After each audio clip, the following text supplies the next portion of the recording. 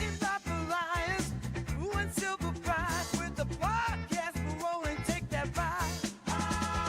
Rise and grind, Detroit's calling out. Yeah. Football dreams in every shout. Tune in, feel the energy ignite. Oh, rise and grind, take flight. These plays kick, we feel alive. Echoes in the city as the fans arrive. The heart of the motor in the screen. We're bound together by a football dream. Rise and grind, Detroit's calling out. 1 2 1 2 1 2 mic check. Hey, can y'all hear me out there? Against all odds, against all odds, against all odds, against all odds, against all odds, against all odds. The podcast. All right. Good morning, everybody. It is the Rise and Grind Morning Show. Welcome in. Apologize for being a little bit late today. Had a few issues this morning that we had to get fixed on our end, but we're here and we're going to be discussing your Detroit Lions, along with a few NFL news tidbits, I guess, from around the league. One being Micah Parsons. Is there a potential for the Detroit Lions? We're going to get into our first question of the day, which talks about the Lions being underdogs. And there was a quote by Amon-Ra St. Brown that was highlighted by Jim Costa the other day. And so I want to pose that question to you guys right away is, do you believe the Lions are underdogs? Do we belong here? And does it even matter, right? Does it really even matter? Eric's got the useless stat of the day, which honestly is a great stat, I believe. We're going to touch on Tim 20-Min's observations. Again, we did it last night, but we're going to just touch on it real quick with the emphasis being on where we are in camp right now. Isaac Tesla is showing that he can play at a high level. And then we're going to do a little injury update, get you guys caught up on what's going on with the Lions. A few players that returned back to practice yesterday. And then it's the NFC North report. More Lions news and video day today. We're going to get a few videos in and get a couple of guys highlighted this morning from camp and kind of where their progress is. So welcome into the Rise and Grind Morning Show. We'll be back here in 15 seconds. I know you've been waiting already, but we'll be right back. Yeah, 1 2 1 2 1 2 1 2 mic check. Hey, can y'all hear me out there? Against all odds, against all odds, against all odds, against all odds, against all odds, against all odds. The podcast. Shout out to Rockhound Detroit Lions, man. One pride. All right. Good morning. And Eric, how are you this morning, man? Welcome back. It's been a few days. Good long weekend. What's happening in your neck of the woods today? Not too much. Got my walkway done, worked on my driveway some more this weekend. Think I'm going to have to pivot plans because the cement thing that I tried did not work so well.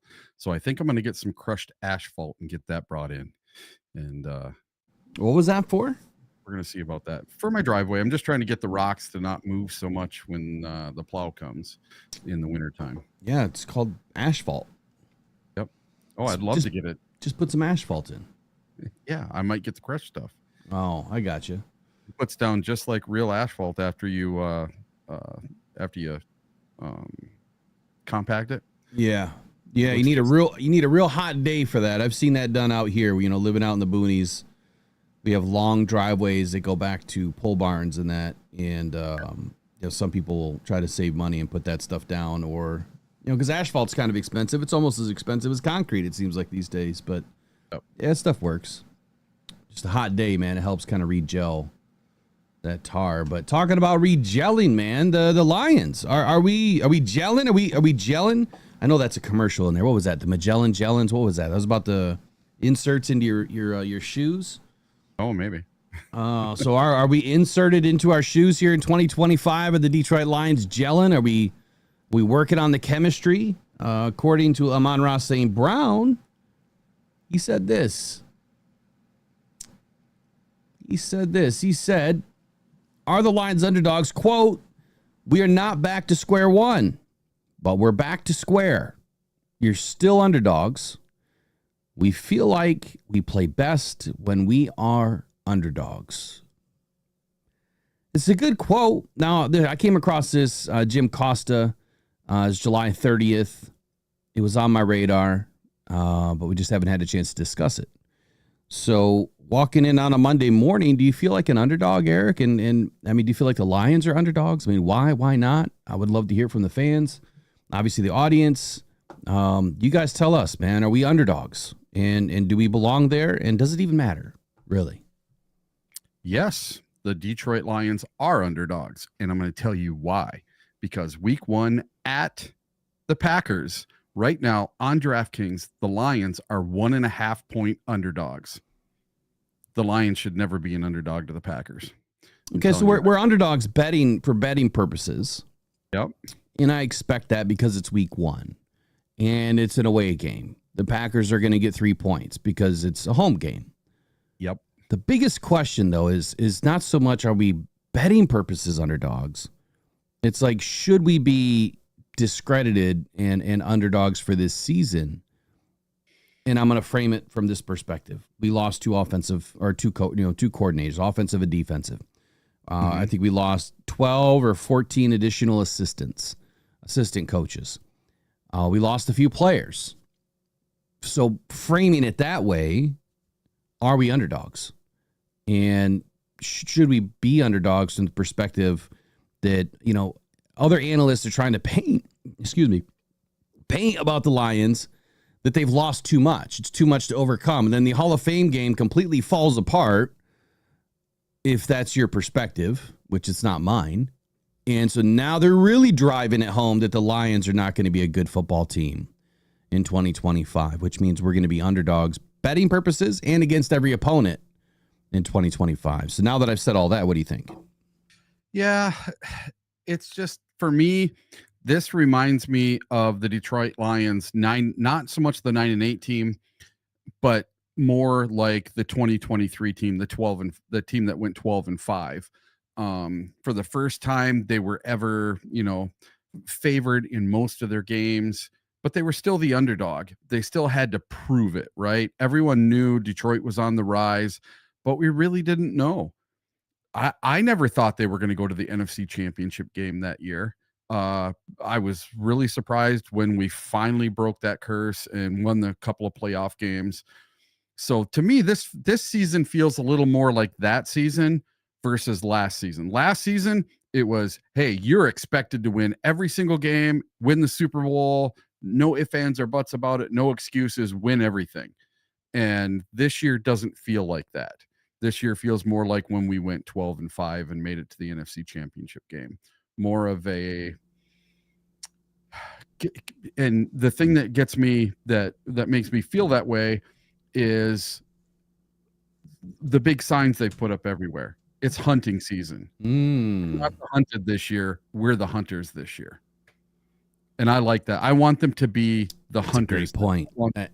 It's a great point, because last season, the Lions go to the NFC Championship in 2023. So last season, they're looked at as the hunted. Yes. Because everyone's gunning for you. They're going to give you their best. And that's because of what they proved in 2023, which at that point, they were doing the hunting in 2023, because we just climbed out of 2022, finishing that season 9-8. I believe an 8-1 or an 8-2 run to kind of end the season. So climbing, right? The Lions were on this climb. They shocked the world. They go to the NFC Championship game. They have a 17-point lead in the second half, and then they squander it. They lose it.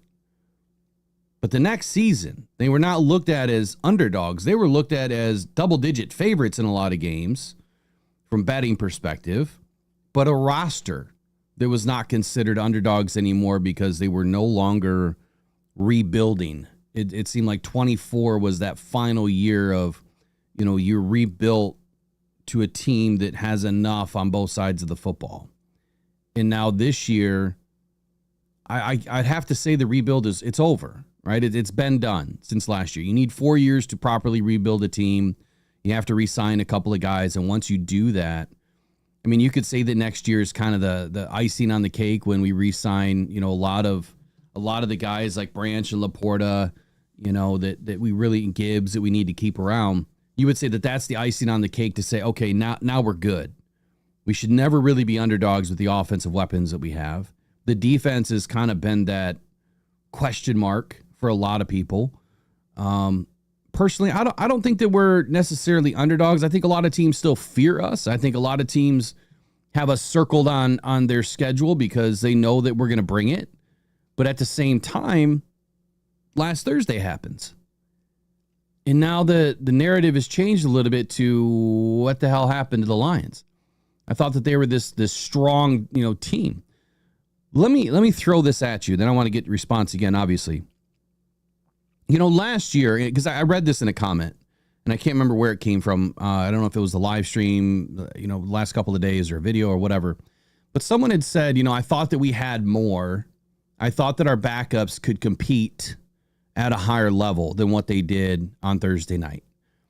And I thought about it for 2 seconds, and I was like, yeah, but that was a much different story in 2024. We still had half of our starters at any given point on the defense.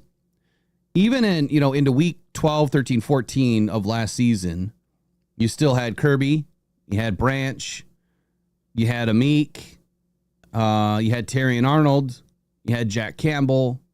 So right there is 5 of your starters. You had Carlton Davis through week, 10, 12, 11, somewhere in that range.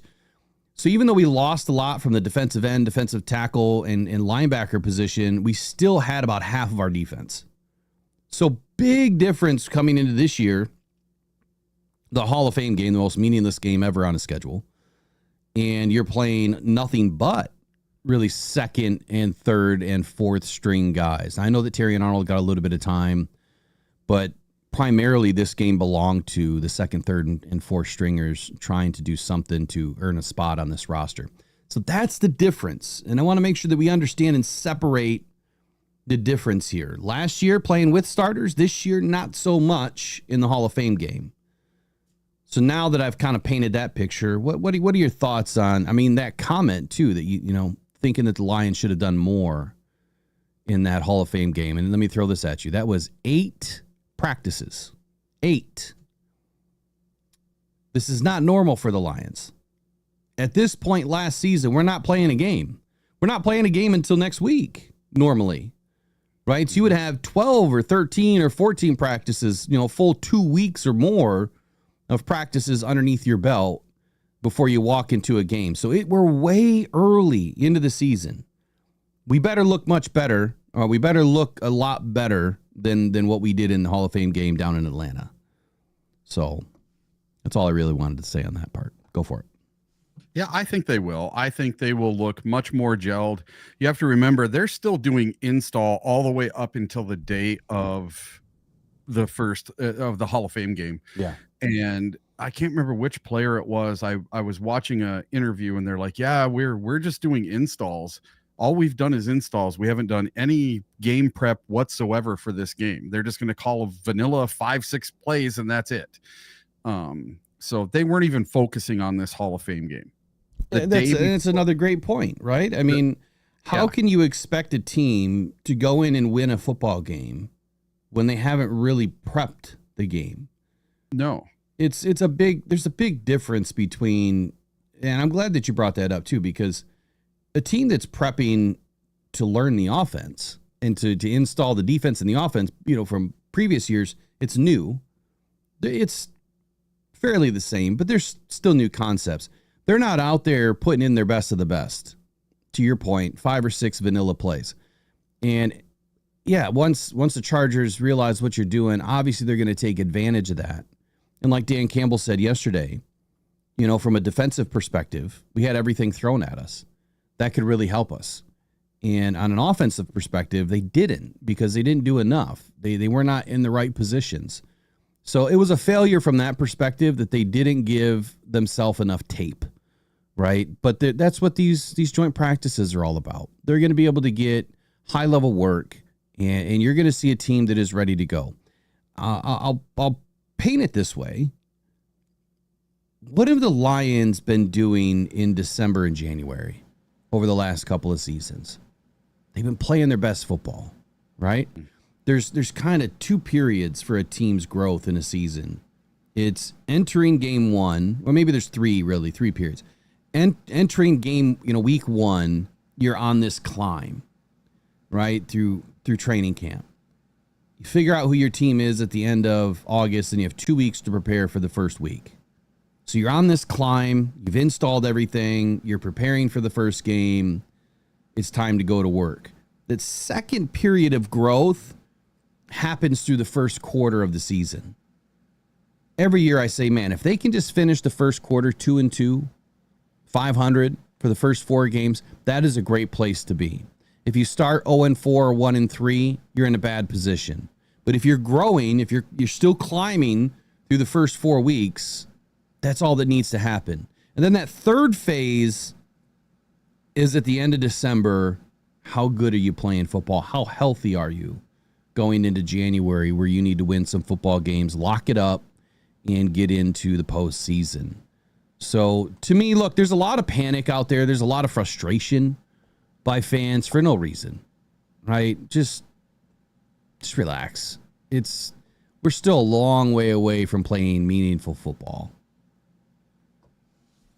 And we have a 4th preseason game this year.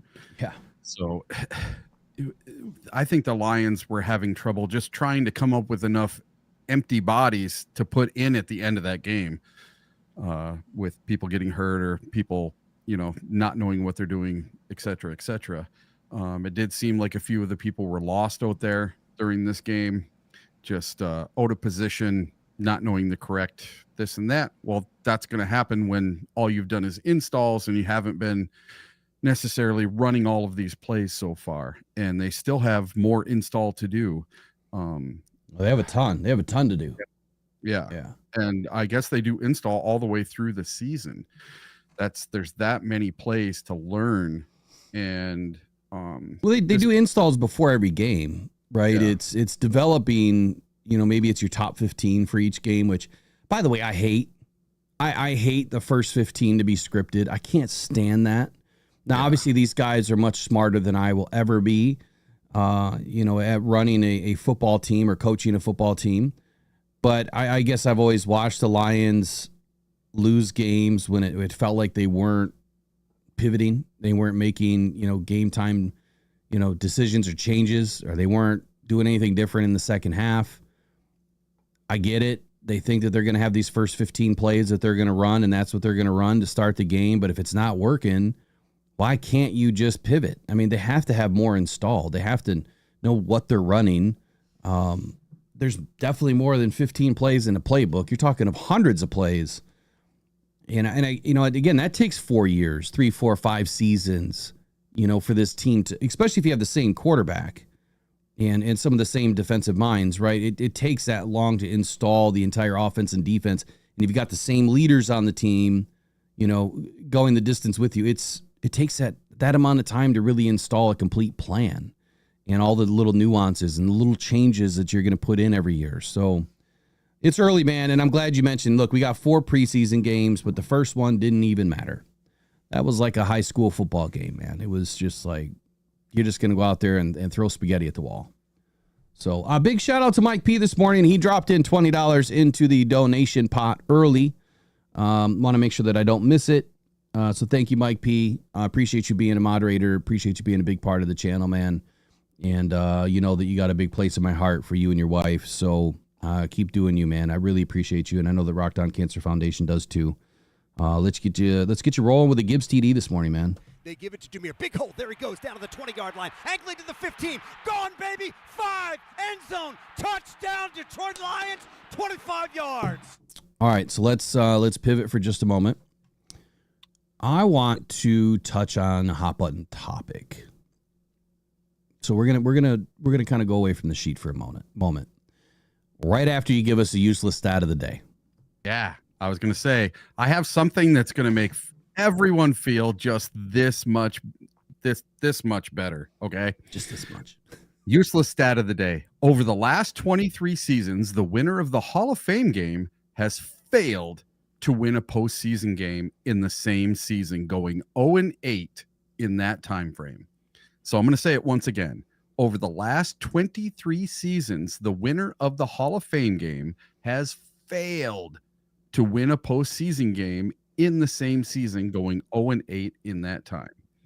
So that should make all of you Detroit Lions fans feel that much better.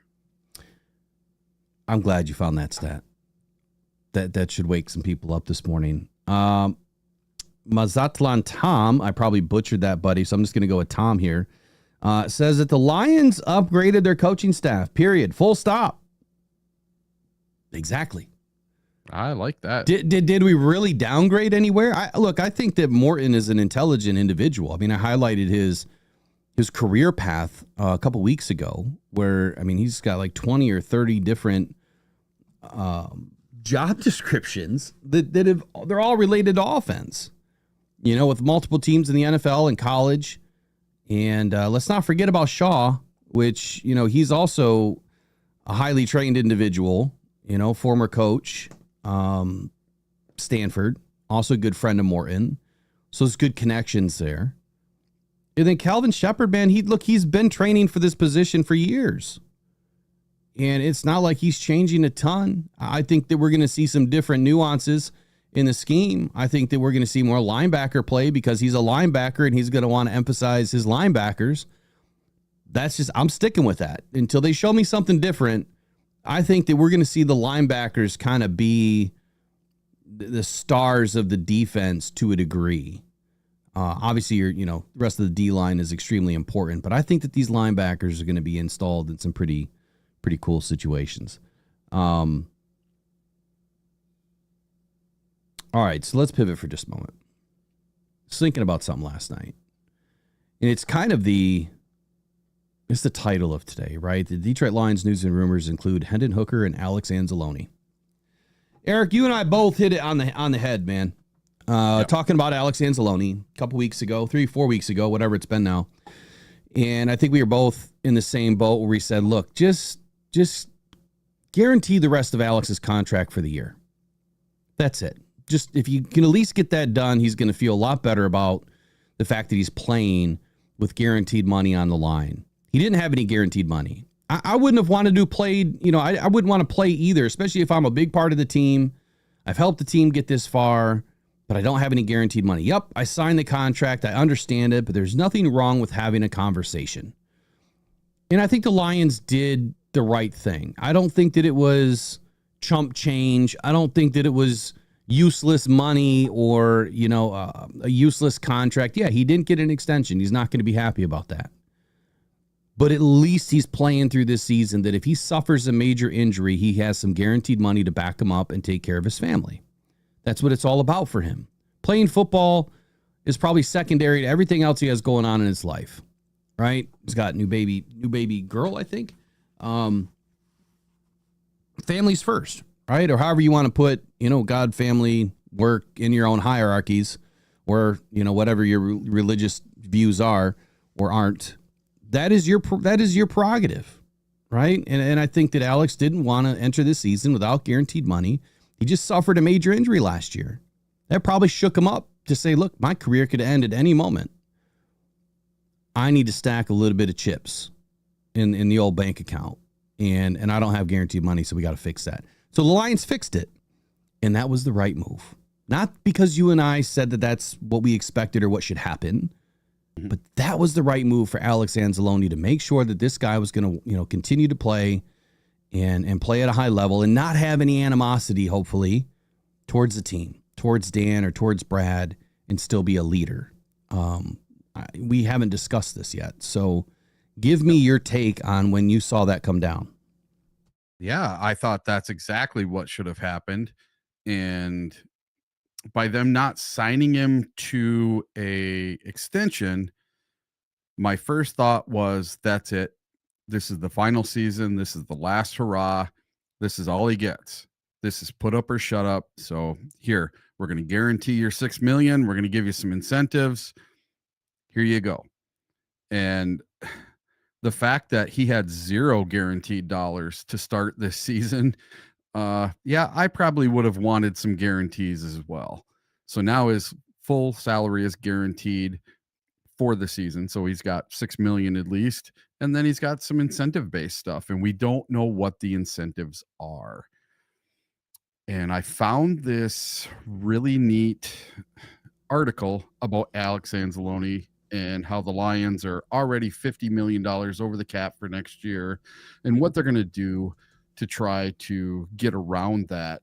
And one of the things that this article mentioned was, what does the Lions contract sweetener mean for Alex Anzalone?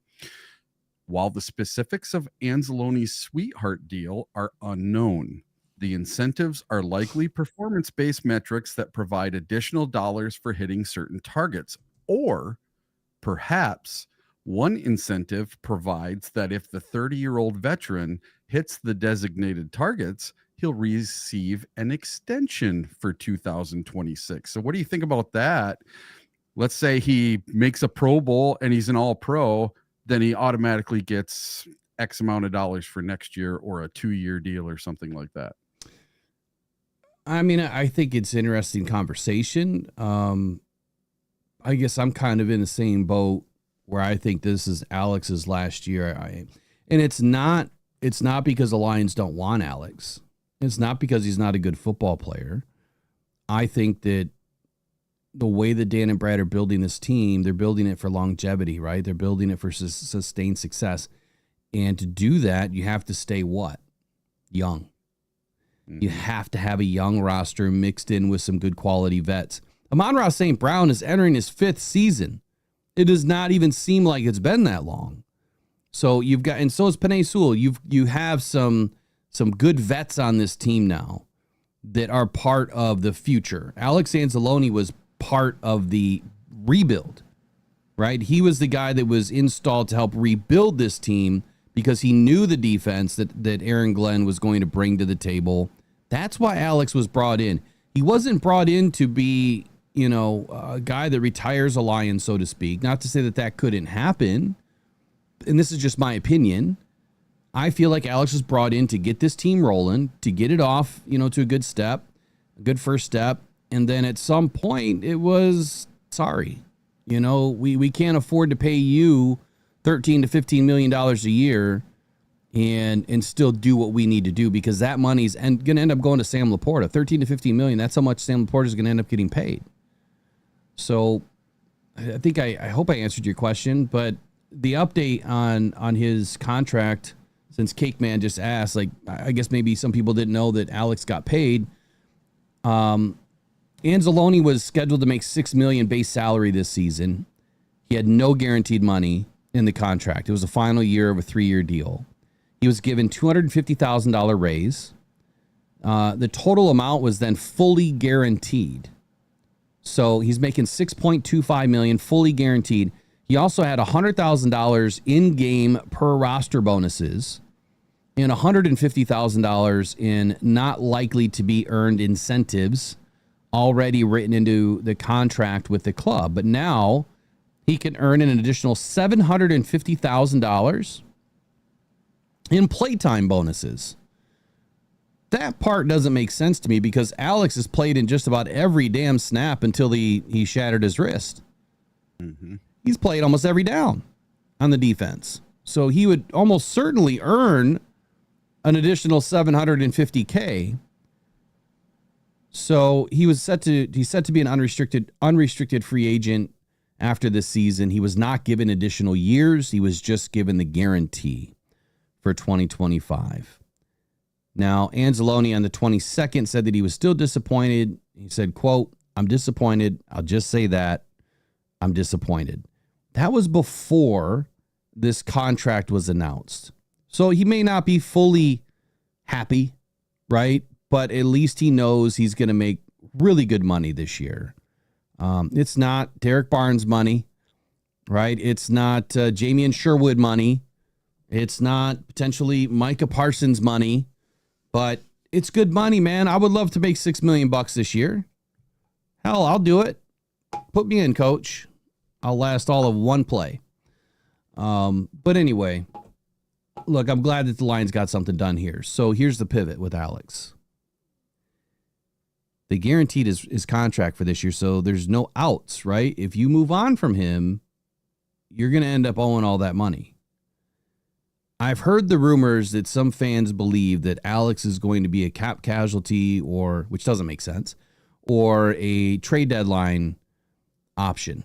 That if the Lions, let's say, are not winning enough football games, that they're going to potentially trade him to a team that could utilize him. I could see that happening if you think that you're going to get a good enough pick back for him, which, let's be honest, it's not a first, it's not a second, it's not a third. You're probably talking about a sixth round pick that you would get back for Alex Anzalone. It's not a meaningless pick if you're not winning football games. If you don't see a way that you're going to end up in the postseason this year, yeah, he could probably be traded come trade deadline. But I do not believe Alex is a cut candidate. That would just make no sense that you give this guy security and then you're going to cut him in a few weeks. Why would you do that? That makes zero sense. Now, without knowing the full structure of the contract, they would still have to pay him $6.25 million. That would be stupid. That'd be like, here's your pink slip, and oh, by the way, we're going to give you a $6 million bonus.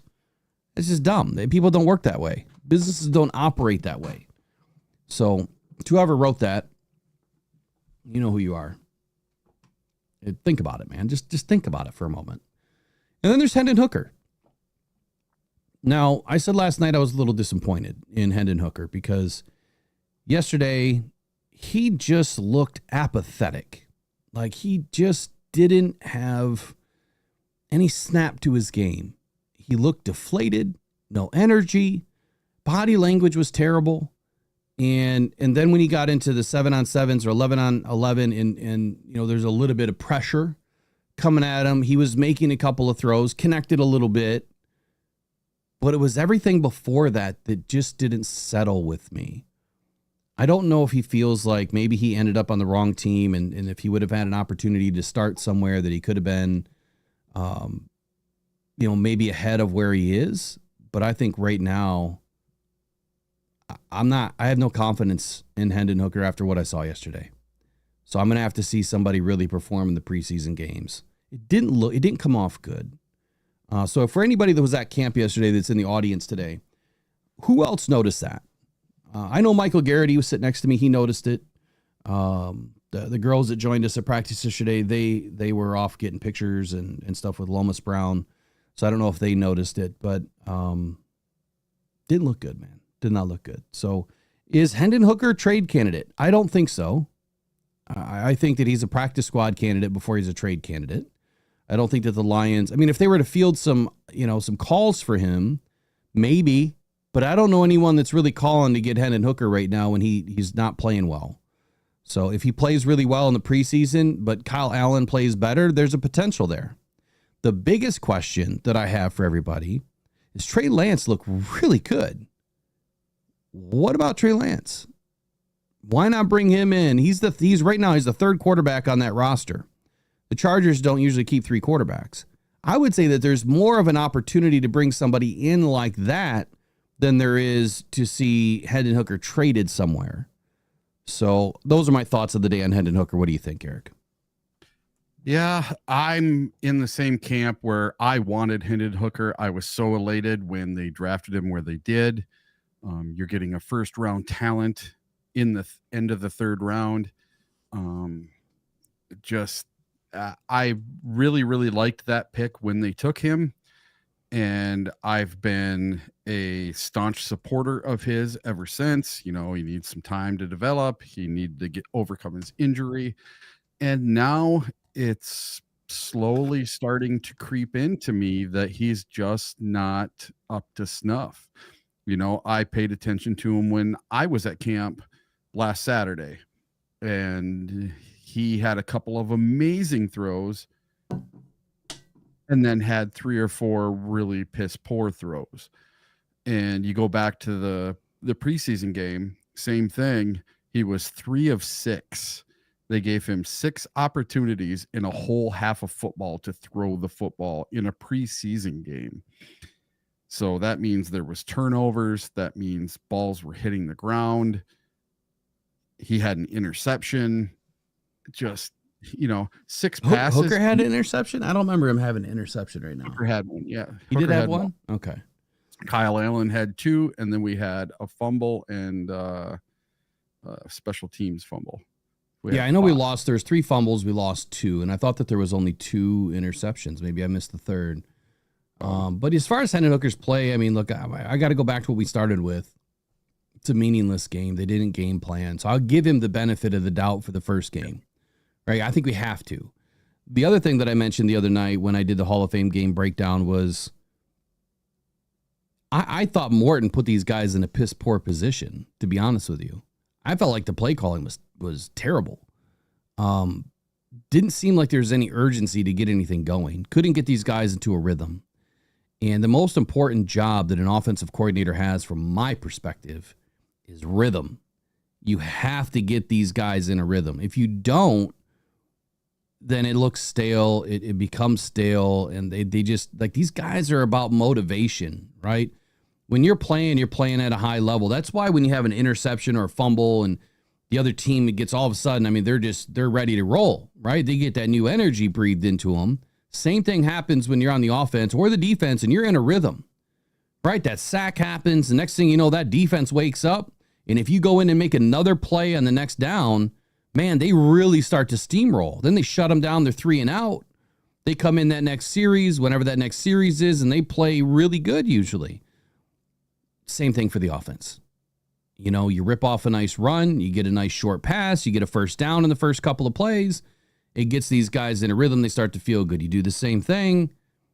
Before you know it, you're down in the red zone, and the guys are operating at a high level. I did not see any rhythm at all in the Hall of Fame game.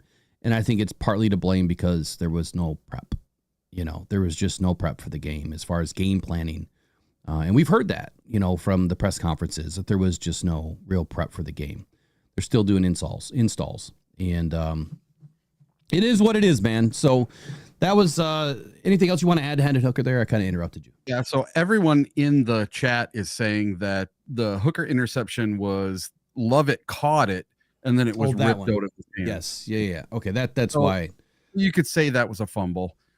So you can take that one off of it. I guess it was a great pass. It was a short pass. So I highlighted that the other night too, that Lovett kind of had to stop and you know, when he caught the ball, he was kind of slowing down. Hooker didn't lead him. There was too much air under the ball. Yeah. So when he caught the ball, the DB already had his hands draped all over him. And so he kind of turned Lovett around after he caught the ball and then snatched the ball out of his hands.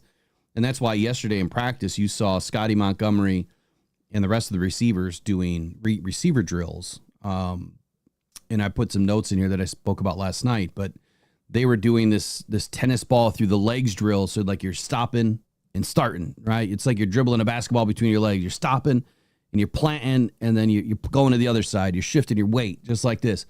That is to be able to throw your shoulder, right? Dig and turn and really sell the route. TK85 didn't sell the route the other night, and that led to a Kyle Allen interception. I don't know why we're throwing all these out routes, these short little 7 to 9, yard out routes. Those are terrible throws, in the NFL.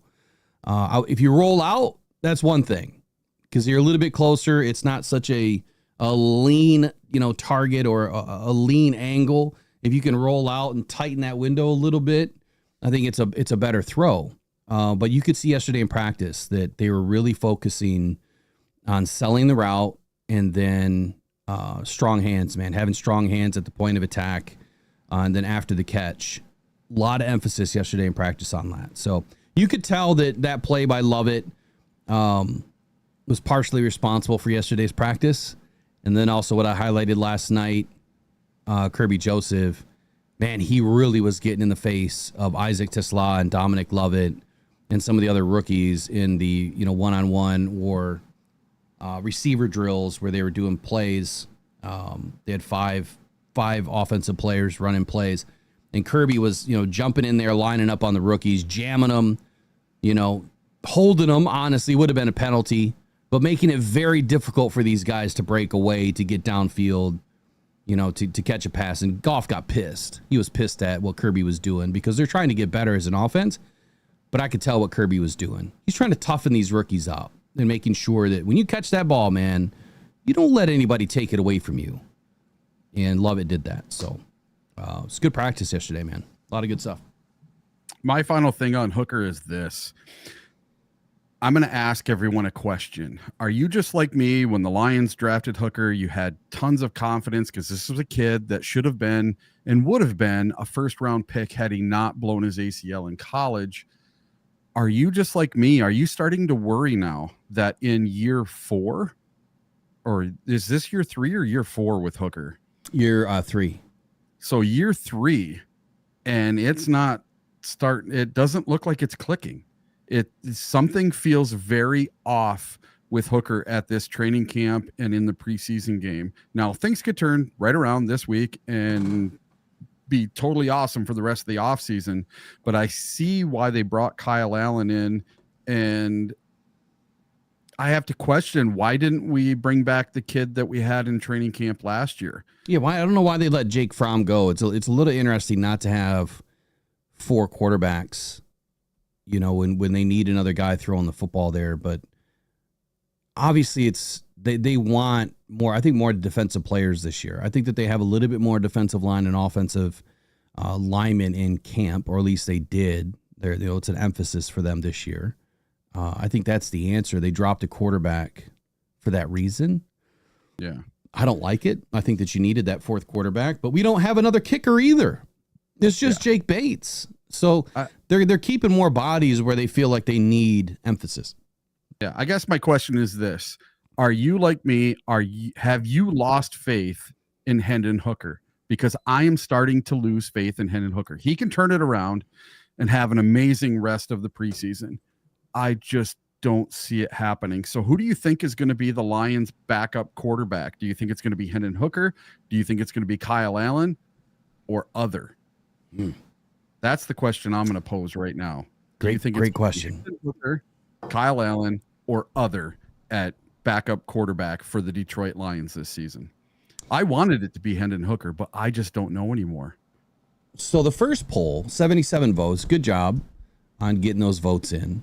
I totally missed opening up the phone lines. I'll do that here in the second hour at 9:45.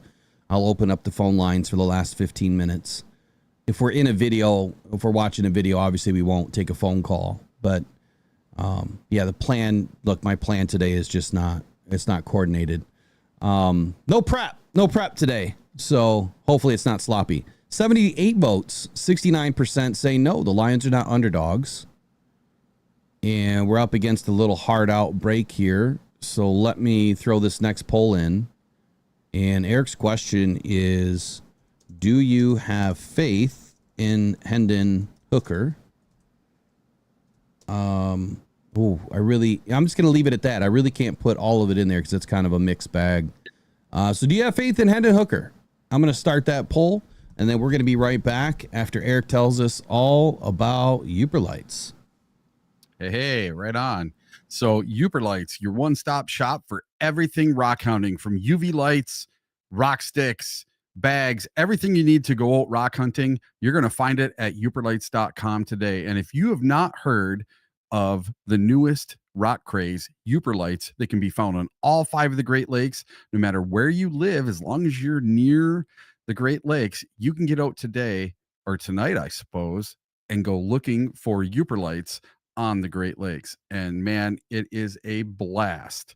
So visit www.youperlites.com today and get yourself a light and get out and see what you can find. All right. Hey, look, I want to thank everybody for joining the Rise and Grind Morning Show. The second hour is about to kick off here in just a moment. Do us a quick favor, man. If you haven't liked the stream, that would be great to help us out, get in front of more Lions fans just like yourself.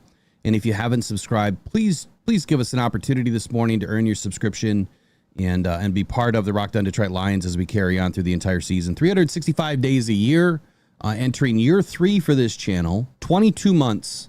October 23rd of this year will be our 2nd year anniversary, but technically 3 seasons. So I would love to know also, any questions that you have. We have a weekly mailbag that we do, the Motor City mailbag, Hypes and Gripe, or Gripes and Hype.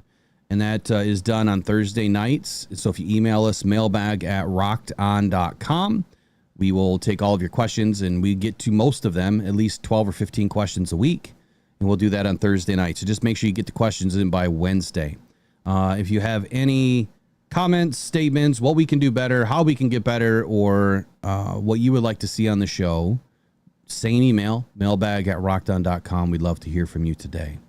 Phone lines will be open up at 8:45, and I'd love to take a couple of your phone calls. We'd love to hear from you guys. It's your channel, man. It's your channel. We're just here having fun with it.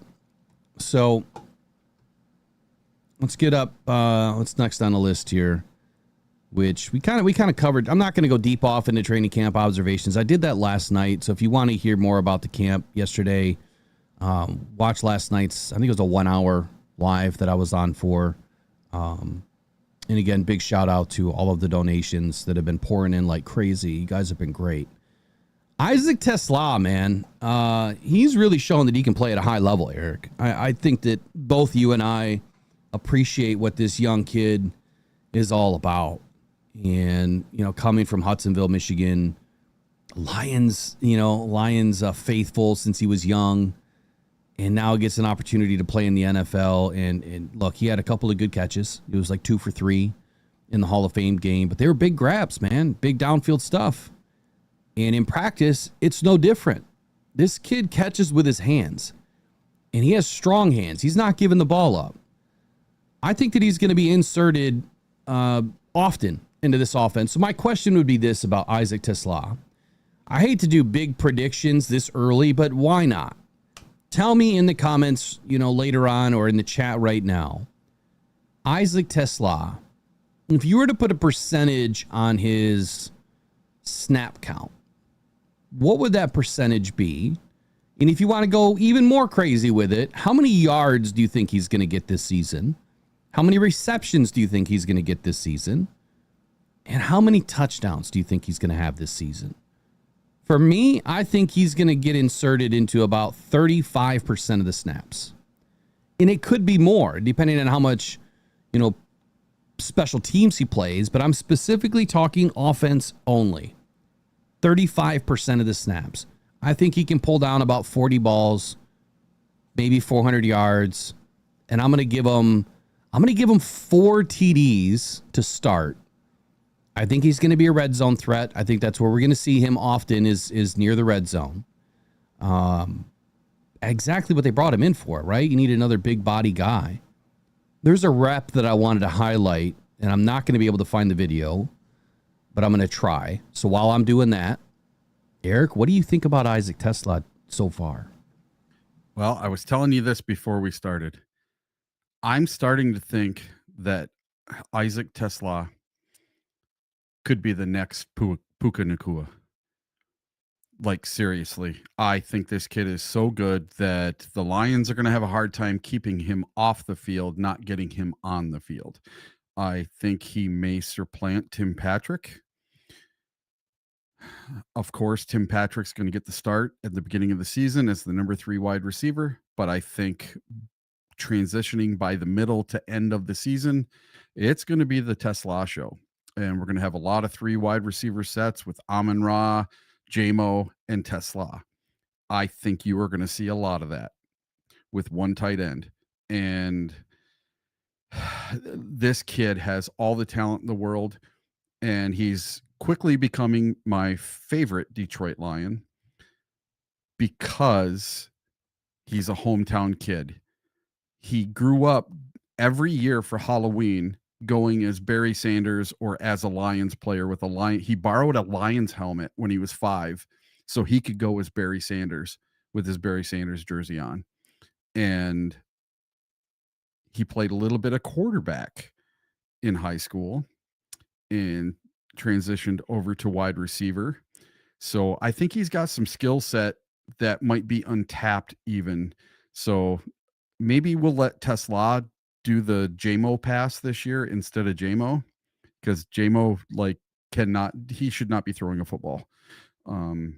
So that's just hold on. Let's not run that play. How about that? Well, we just don't run that play. Yeah, but to your point, yes, I do believe if anyone's going to be throwing the football, it's probably going to be Isaac Tesla this year.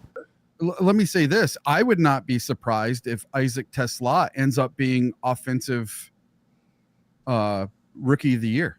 Oh man, I see. I'm not going to go that far with it, and here's why. You're going to have other rookie wide receivers that are going to get 90+% of the snaps. Sure. He's not going to sniff that. No, but what if he does more with less? Yeah, I love the enthusiasm, but I don't think it's possible unless he's on the field for more than 80% of the snaps and gets a ton of yards, because that's what it's all about, is the stats. It's going to be tough with Genty getting every snap for the Raiders too. Oh yeah. So. No, I mean, I love the enthusiasm. I think that he's going to be great to watch, and especially watching him, trend upwardly, over the next few seasons, and he'll definitely earn a lot more snaps. But I think that's what it's all about for that award is it's you got to get the snap share, man. I think I found it. I did. Let me see if I can upgrade the view of this, because it is somewhat grainy. Well, you have to remember too that no one thought Puka Nacua would sniff Offensive Player of the Year as a rookie. No, but he came into a situation where I think he had an opportunity to really pull down a lot of snaps and targets, because it was just him and happened because of an injury in front of him. Yeah, it was him and Cooper Kupp. And then when Cooper Kupp went down, he had even more opportunity, to get in there. But what was he, a 5th round pick or something? I think it's 5th or 6th. I don't remember now. He's a late round pick, day 3, and nobody saw that coming. No, I definitely didn't. I didn't even know who the kid was. Okay. I was happy that I picked him up week 2 in fantasy football. I bet you were. That season. All right, so I've got this.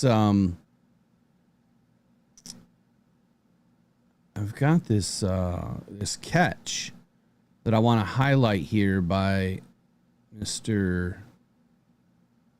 I'm going to play it, is what I'm going to do, and then we're going to come back into this view here, and then we're going to discuss it. So let's do that. So this is Isaac Tesla at camp yesterday.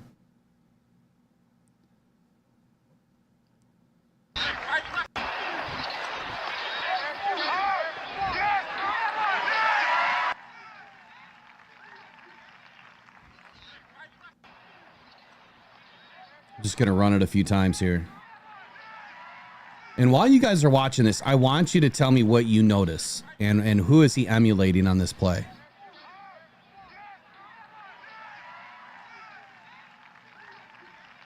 One more time.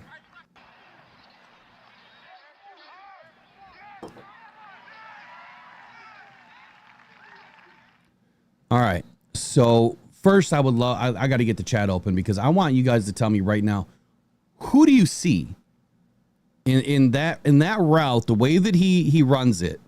It is someone on the Detroit Lions currently. What I see there, you may not pick up right away. So I'm going to let that marinate. Oh, someone already got it. Wickster. Yeah, and Marine got it.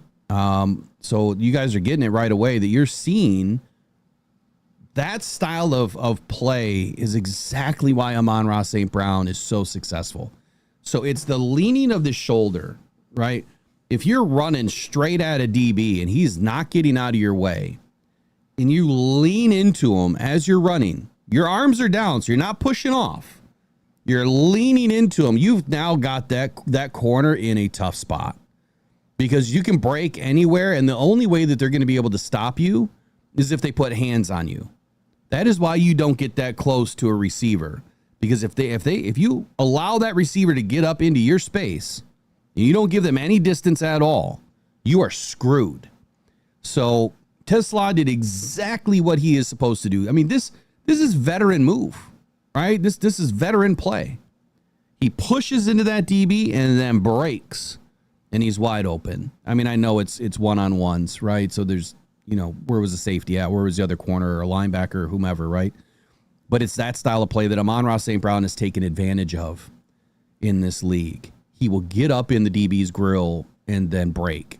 And we don't get a lot of pass interference calls, and that was noted on the Hall of Fame game too, where there was a couple of plays that should have been flagged on the, by the Chargers that it didn't happen. I hope that changes this year, and I hope that Scotty Montgomery is teaching these guys how to get flags. There's nothing wrong with promoting a flag by the ref. There's nothing wrong with that. That type of play will get us more penalties called for us, not against us, as long as they're not pushing off. So to your point, Eric, Puka Nacua, yeah, I mean, he could be, this underdog receiver where unfortunately you had a lot of Lions, content creators that were like, what the F?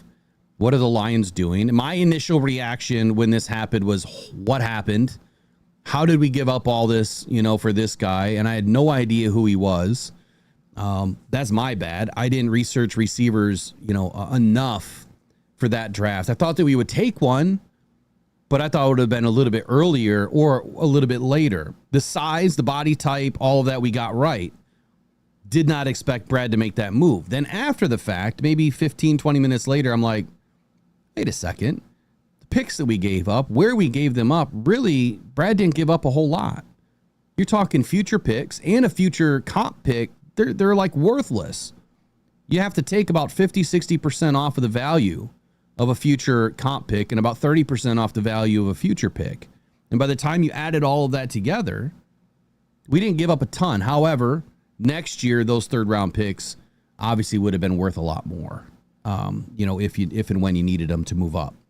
So look, I have high hopes for this kid. And the more and more I watch, the more and more I see him in camp, the better he gets. So take it away, man. What do you think? Yeah, I'm super excited to see him play. Watching this, it gives me goosebumps to think that we stole this guy in the third round. I don't care what it costs us next year. And by all reports that I have seen, Tesla has only dropped one ball all practice for all the practices and the preseason put together. He's dropped one ball that was thrown his way. And in college, he dropped 0 balls in college. The guy catches everything you throw to him. If he can reach it, he's going to catch it. If it touches his fingertips, he's going to catch it. And we haven't had that since what, Megatron? Yeah, I mean, you're talking about body size. Yeah, I mean, I think that Tim Patrick's kind of the same way. I mean, he doesn't drop passes. That's kind of his MO. But yeah, we haven't had this body size. He's nowhere near a Megatron size, but I mean, he's 6'4", and he's got some good size to him. And look, he's going to bulk up, over the next couple of years. You watch these guys grow in their first couple of seasons. Their bodies change big time. I mean, look at Hutch now compared to where he was as a rookie. Huge difference. Same thing with Aleem McNeil and all the rest of the guys. Big time body transformation. FYI into the chat, we are 73 likes into the show. We've got about 135 people watching. I'm going to go ahead and turn ads off. We'd like to get those likes up to at least 75 by 8:30 in the morning if we have enough people in to start the show. But I'm going to kill the ads for you guys because I don't want you guys getting killed with ads. That's what we do here, man. We want to make this show all about you guys, not about the ads. That pays YouTube. Right? That doesn't do anything for you to enjoy the show. And if you're in here watching the live show, man, that's the best time to be in here. And so for all the people that watch it later, they get to watch the ads too. But you guys don't have to, succumb to the ads if you just press that little like button when you jump in. All right. So up next, man, we haven't really gotten into everything we wanted to get to today, but I'd like to go through the NFC North report. Now, the Bears and the Packers, let's start with those since they're kind of coordinated. What happened with the Bears and the Packers? And then I got one on the Bears when you're all done. Sure. So the Bears and the Packers, they both had their family night, family day at their stadiums. The Bears had about 23,000 fans, and the Packers had 59,175 Packer fans, and they paid to see family night practice at Lambeau Field, where fans were charged $10 to watch the 2-hour session. Now, this brought up a really good question to me, because the Lions, they used to have family night. And for the last 3 seasons, this is the 3rd year in a row that the Detroit Lions have canceled family night at Ford Field. So they did not have it this year. And all the training camp practice tickets were claimed in seconds this year for the loyal Lions member nights and the public days. All of them gone in a split second. You can't get practice tickets. Should the Lions hold practices at Ford Field or Allen Park and charge fans like the Packers? And would you pay for training camp tickets? That is my question this morning. Would you pay to go to training camp? Let's say if it was $5 or $10 like the Packers, would you go to Ford Field if you knew that there was going to be 65,000 people, and anyone that has season tickets, would you pay, let's say, $5 to have your seats that you have as season tickets to go to a training camp practice or a scrimmage at Ford Field? I myself personally, I would pay $10 to go to a scrimmage at Ford Field. And I think that would give the rookies one little taste of what it's like to be in Ford Field, and it would let a lot more people go to a training camp practice, because right now they are very limited. It's only maybe 2,000 people that they let go to each practice, two to five, something like that. And it's a lot smaller. So it's not a super huge crowd like it would be when they had the practices at Ford Field, because they used to do a family night at Ford Field, and Willis talked about it.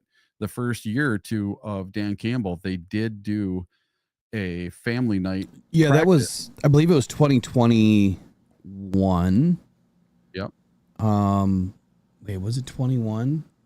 No, I think it was 2022 that we had the first family night post the whole COVID mess. Yeah. And that was the last one that we've had. And I tell you, man, that I met Roger Goodell at that one. It's just a fun event, right? Because you can fill the stands and you can kind of pick wherever you want to sit. They've got concessions open, and you get an opportunity to watch these guys, do some more scrimmage type practice. So it is beneficial. Like, I don't think that there is an excuse big enough to continue to cancel family night. All the Lions have to do is transition one of their normal practices, which, well, hello, tonight, you have a night practice, which Dan Campbell loves to do. He likes to do it outdoors. Okay.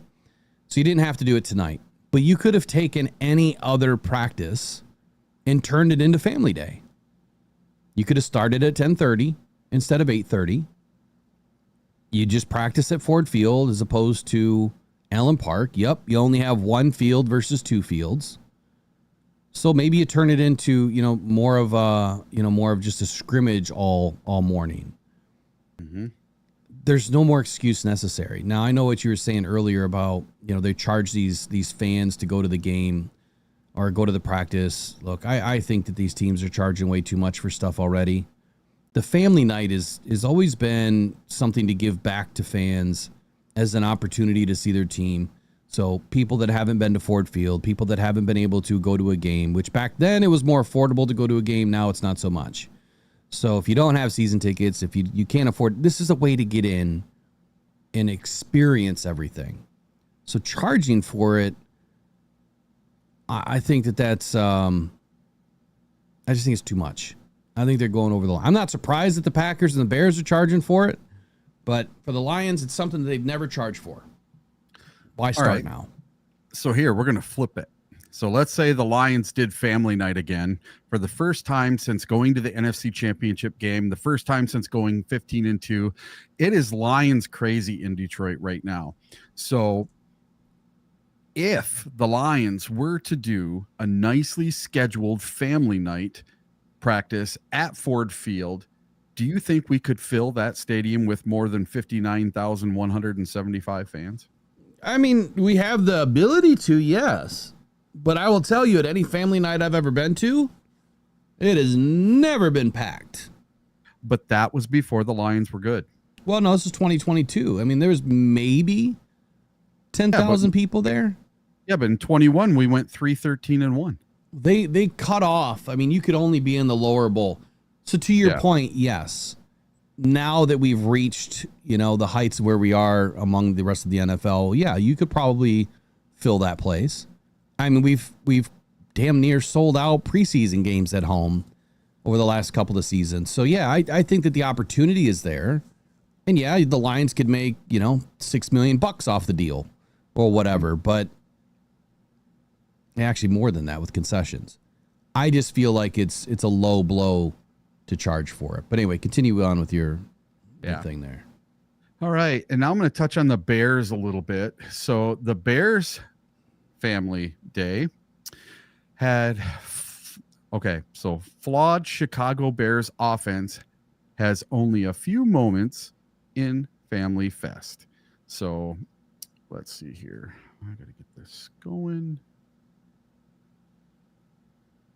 There we go. Oh, all right. So Ben Johnson's offense looked sharp enough a few times to stir some excitement, but by and large, physically padded scrimmage in Soldier Field at Family Fest went to the defense.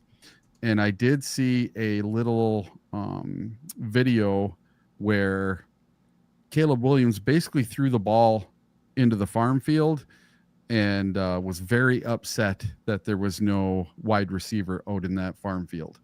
What do you mean the farm field? Just basically a very empty space out on the field. And he threw the ball about 20 yards and there was no one there. The Bears simulated a Sunday game at Family Fest practice right down to staying at a hotel downtown the night before. When they got on the field before about a half full Soldier Field, they still hardly looked game ready. And this is some quotes from Ben Johnson. We got some good work in. It was sloppy, sloppier than I'd hoped we'd be at this point. Particularly, we had a couple of really good practices over the last two, and then it took us a little while to get going and hear the pads clicking, but I thought towards the end that we picked it up and got pretty competitive there. And then it goes on to say, of real concern were the silly things like false starts occurring. It's been a repeated problem. They also had an early delay of game flag. Here's a quote from Ben Johnson. It's something we're going to have to address. It showed up more today than it has in practice. This was more like that. And if it continues like that, we're not going to win many games. So you just heard it straight from the horse's mouth. If it continues like that, we're not going to win many games. And that's straight from Ben Johnson himself. So it sounds like the Bears are still having a hard time getting it together.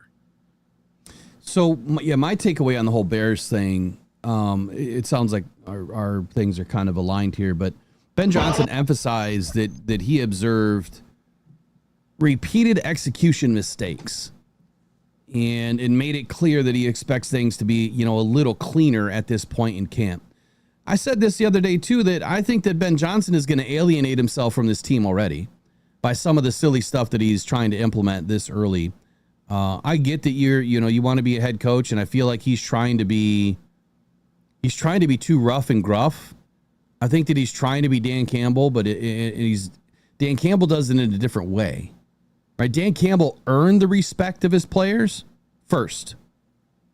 He earned the respect because he played in the NFL. That's number one. Number two, what is that noise there? We're getting. Sorry. Yeah. Is that you? Yeah, it was on my end. So he's earning, the respect of his players first, Dan Campbell. And then he starts to implement things that I guess kind of steer the team into. I'm still getting a lot of feedback. Yeah. Sorry. You got to mute that. Yeah. At the end of the day, I mean, with Dan Campbell earning the respect first, I feel like Ben Johnson is just out of pocket with some of the things that he's doing.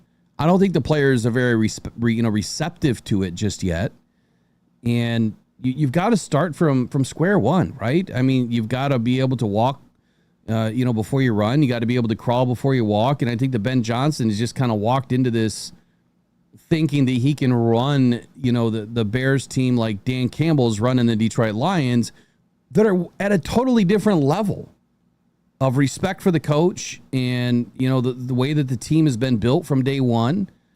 Ben's not there yet. It reminds me of Matt Patricia, to be honest with you. I look at and read what I'm hearing and seeing out of Chicago, and I'm like, this is Matt Patricia all over again. You're trying to implement things that are going to rub players the wrong way instead of building the team up first. You're just trying to be rough and gruff with these guys. I will say this, though. The pictures, the images, the videos that are coming out of Chicago's camp, I saw one where Caleb was throwing into the net. You've got like these 3 holes that you're trying to hit each one. Yep. And he missed every single one.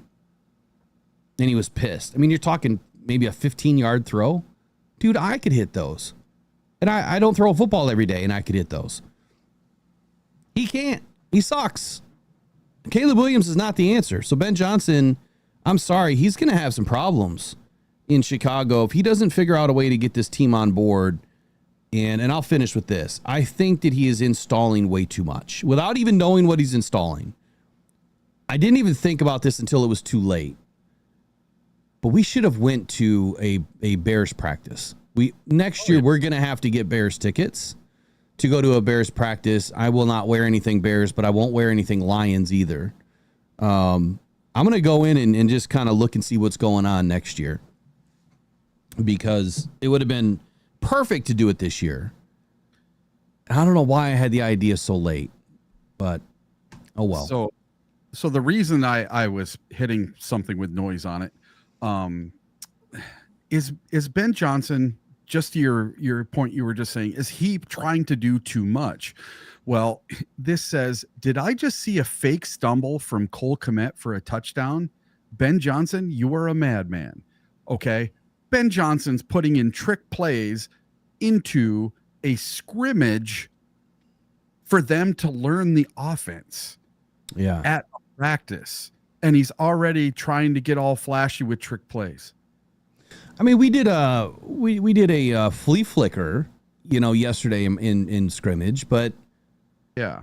So what? That's the Lions that have been doing this stuff. They understand the offense.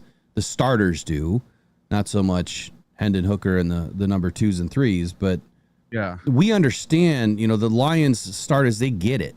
They know how to run these things. But for Ben, he's going to have to install, some of these trick plays. I mean, a lot of these players have done this stuff already. But yeah, if you can't even execute the simple things or the ordinary things that you should be executing, which is the playbook, why are you trying to put different, things in front of them that really don't matter yet? If you can't execute play 1 in the playbook, why are you going to play 101, which is a trick play? Makes no sense to me either. I think he's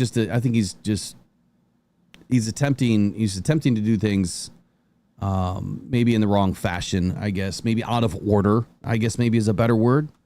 Yeah. Wouldn't you think you would build your team first, build your offense first, and then install trick plays after they have the entire offense down, not make that a mainstay of your offense? And I think just because he's known for doing trick plays doesn't mean that your entire offense has to be built around trick plays. People are going to get it really fast, and it's not going to be so tricky once they're not getting it done in the regular season. So to that, execution is big, right? If you can't execute the small things, how are you going to execute the big things? Yep. I don't know. Maybe it's just too simple. Maybe we're simplifying it too much here. I don't think the Bears are going to be a good football team. I really don't. I'm not just saying that because I'm a Lions faithful my whole life. I'm saying that because I don't see it. It doesn't mean that they won't win a couple of games here or there, but I think that this is going to be a collapse of a first season for the Bears. I hope, right? But at the same time, I could see it. I could see it happening with what's been reported. Did you touch on the Vikings yet?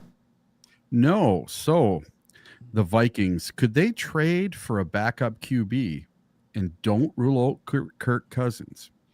Sam Howell and the Vikings' other backup quarterback options have not inspired much confidence this far in training camp. And it is sounding like there is some actual worry in Vikings camp from the Vikings about their backup quarterback situation. While the Vikings' young starting quarterback gets all of the attention, the team's backup quarterback situation is also one that's worth keeping an eye on over the next month or so. Daniel Jones, he chose to go to the Colts, and the Vikings lost Nick Mullins to the Jaguars in free agency. But they acquired Sam Howell in a trade with the Seahawks during April's 2025 NFL Draft. That seemed like a reasonable solution considering Howell showed some flashes of arm talent as the Commanders' starter during the 2023 season. But as the Vikings approach the 2-week mark of training camp, it's safe to say, as someone who has been to every single practice, this person, that Howell hasn't exactly performed to the level they might have hoped. His accuracy and decision-making have left plenty to be desired. I've charted Howell with throwing 5 interceptions. He's also had plenty of plays where he holds onto the ball too long and takes a sack. If the Vikings don't believe in Howell as their backup quarterback, they don't exactly have better options behind him. Brett Rippon and an undrafted rookie in Max Brosimer are probably practice squad type players who are competing for the QB3 role. And he goes on to talk about how they may have to trade for a backup quarterback. And this may be the same position that our Detroit Lions are in. And this guy's even not ruling out a reunion with Kirk Cousins. So they have someone that knows the offense and can be a good backup to JJ McCarthy, because they have no one behind JJ McCarthy that can handle this offense. So kind of like with Jared Goff and Hendon Hooker, if it's not Hooker or Allen, who is it? And who's going to take over, So I think the Vikings and the Lions are in a very similar backup quarterback situation. Interesting. I don't have any faith really in the Vikings either. I know a lot of Michigan faithful in here thinks that JJ McCarthy is going to be just fine.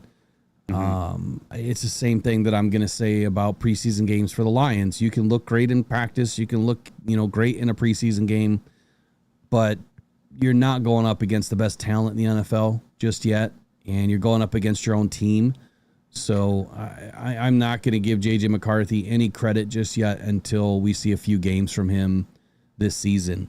I do believe that his lack of passing attempts in college and a huge lack of passing in the fourth quarter could come to haunt him for the Minnesota Vikings. The interesting thing that you just brought up, though, bringing Kirk Cousins back, I don't know about all that. I don't see why they would let Sam Darnold go and then bring Kirk Cousins back after, especially with how much money it would cost.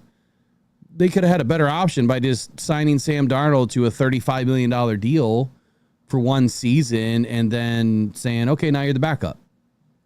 They could have done that, right? Or they could have signed, what's his name from New York? Jones. Daniel Jones, yeah. They could have signed him to a better deal. So, yeah, they got a problem with the backup quarterback position too. And to finalize the poll, when I asked if you guys had any confidence in or faith in Hendon Hooker, 68% or 73% said no. 68 votes, 73% said no, 26% say yes. So Lions fans definitely don't believe in the backup position. Has Brad Holmes failed Has Brad Holmes failed miserably to address the backup position? I know it's an ongoing problem in the NFL. There's just not enough really good quarterbacks to go around. And I'm going to go back to something, since we're on this subject again, that Brad Holmes had mentioned. Gosh, maybe this was 4 years ago, where he said that, it's getting cold in here. He said that you kind of have to draft a quarterback like every year. So he says that. It might have been 21 or 22 that he said that. He hasn't done that. So if you're going to keep a really good backup around, why are you not bringing in a quarterback every year? Even if it's a late round pick that then you just let go or try to stash on the practice squad. There's some good late round picks that have come out. I mean, could you imagine where we would have been if they would have been able to draft Brock Purdy? You know what I mean? When was he drafted? Was that 21? 22? You could have drafted him. 21. Yeah. So you could have landed on something that would have been really great. Because the 49ers took Trey Lance at number 3, and then they took Brock Purdy last pick. Let me throw this at everybody. I know I said it earlier, but would you give Trey Lance... let me just make this a poll question. Would you give Trey Lance a shot at this point? I mean, watching what he did...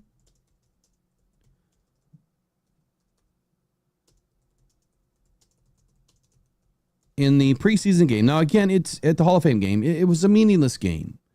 And it's against, lackluster defense. No scheme. Okay. And we've seen what Trey Lance hasn't been. But I guess I would go back and say, well, maybe the 49ers didn't put him in a position to win. Now he's grown, right? He's been around the NFL. He's learned from a lot of guys, that are better than him. And I think he's matured, right? So he understands the league at a different level now. Would you give him a shot? My answer would be 1,000% yes. Because when you look at his body type and his prototypical size, man, this guy has it. He's got a rocket for an arm. He can move, which is not 100% necessary. I better be careful I don't step on that landmine, because Jared Goff and his broken baby giraffe legs. But Trey Lance can do it. He just needs good coaching. So you put him with the right coach, in the right scheme, with the right locker room, he can absolutely be a damn good backup to Jared Goff. He is the third quarterback to Tyler Heineke in LA. So the question is, if the Chargers don't keep 3 quarterbacks and he somehow ends up a free agent, which I don't know that he has to necessarily clear waivers. He might. I'd have to look. I don't think he does. But he can sign with anybody who he wants at that point. Do you bring him in? He just carved you up. I think that the answer would be yes. There's one thing that will always remain true. If you're a good football player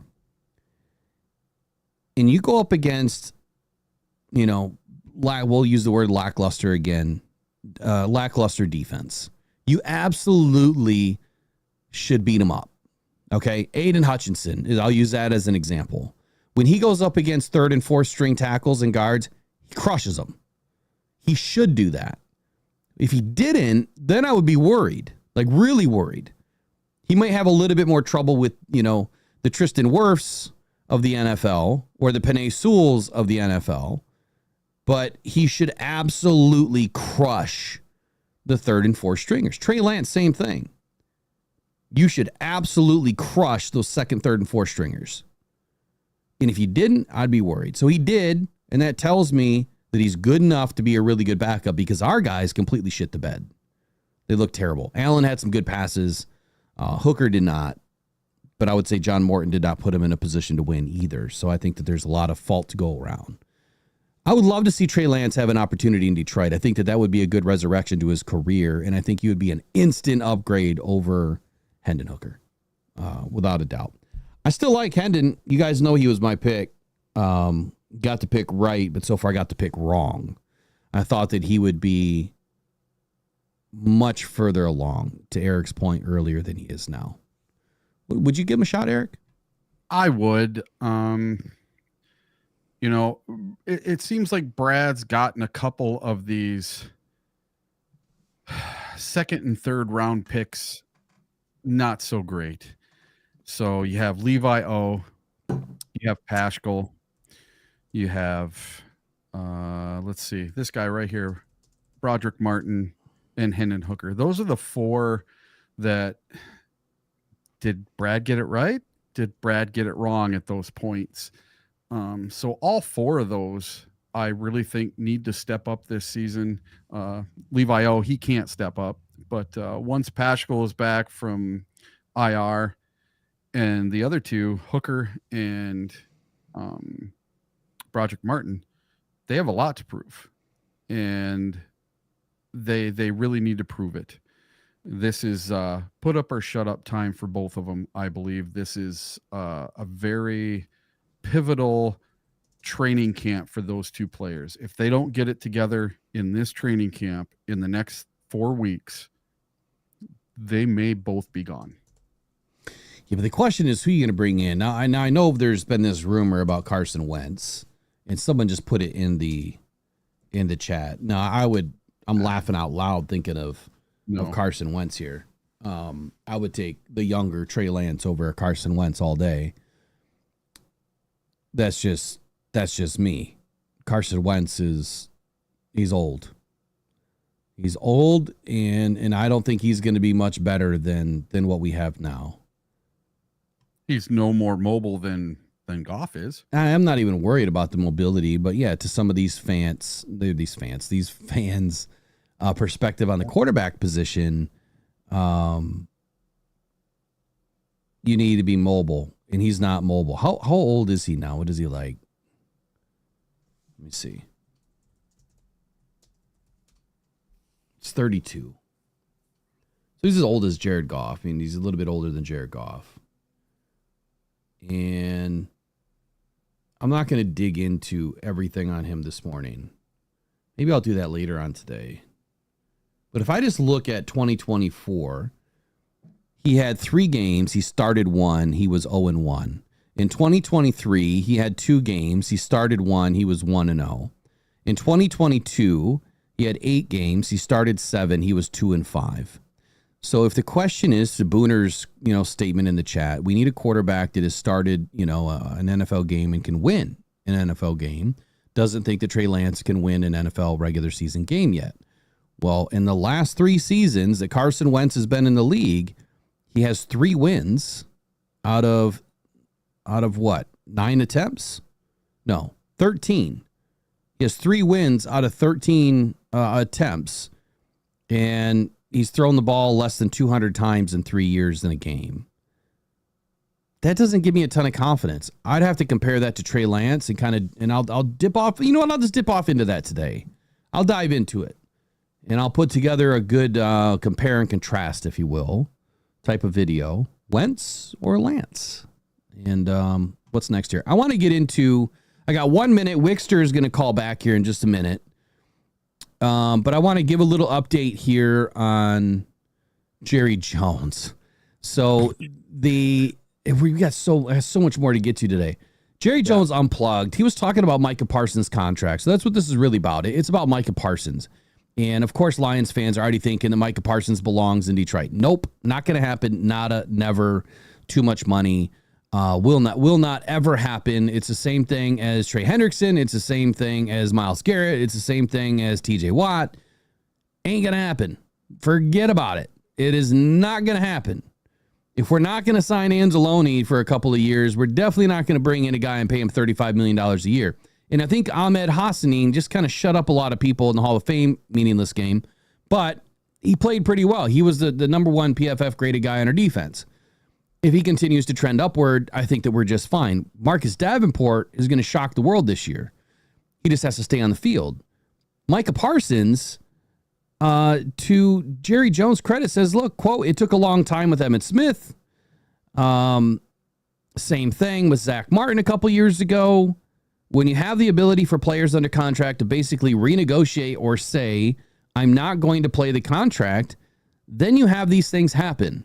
But what he says is going to happen is this. Jerry Jones believes that both of those players, like Emmitt Smith and like Dak Prescott, you know, when they were trying to battle for more money, or DeMarcus Lawrence, he feels like, he said this, quote, both of those players, they played their contract out. To me, you're going through a process where a player wants to see if they can get an extended contract. And if they don't, they play their contract out.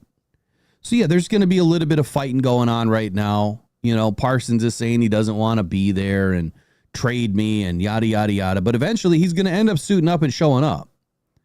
Because he's either going to lose an entire season or he's going to get fined so much that he's going to lose this year's salary, right? Or he shows up. And I think that that's exactly what Jerry Jones is trying to do right now. Is he doesn't want to pay this guy $40 million plus. The number that I've heard is $33 million that they're trying to get Parsons to sign for, and that may be his value, $33 million a year, not more than Myles Garrett, which is interesting. But I'm not going to dip into that, you know, either. But Dak Prescott said during an interview this week, he said, look, this is business is first, right? We always say this game is a business, but it's business first. So he is vehemently supporting Parsons in his effort to land a new deal, business first, as opposed to team first. I'd say it's probably team first. You're going to have to put the team above everything else. At the end of the day, Micah said, you know, that this is really nothing new. And Jerry Jones kind of echoed the same thing. Like, this will all get worked out at some point. He isn't going anywhere. And I think that we've seen Jerry Jones kind of bend the knee before, like with Dak Prescott, you know, where he ended up getting the deal done. But Jones, I wanted to highlight this last statement here where he said, let me say this just right. I wouldn't be doing my job if I didn't do it that way. I should be trying to get the most value for the Cowboys. I've seen players I wish we had renegotiated their contracts earlier, and I've had several that I was sorry I renegotiated their contract earlier. That the idea that if you wait, there's more money spent, forgets that in between that wait, you get to evaluate and you frankly get to see if you're dealing with the same physical elements of it.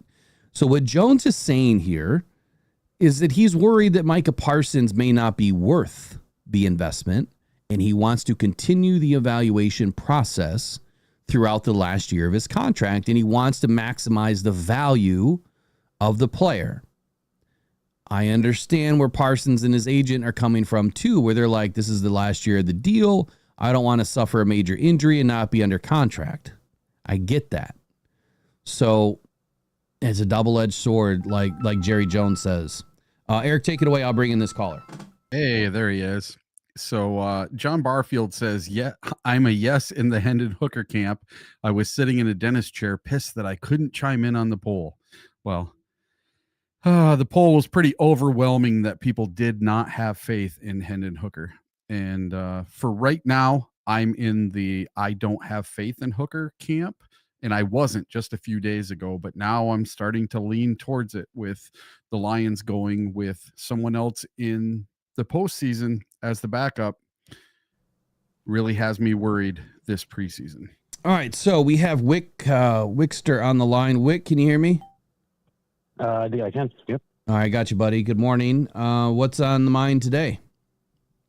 Well, good morning.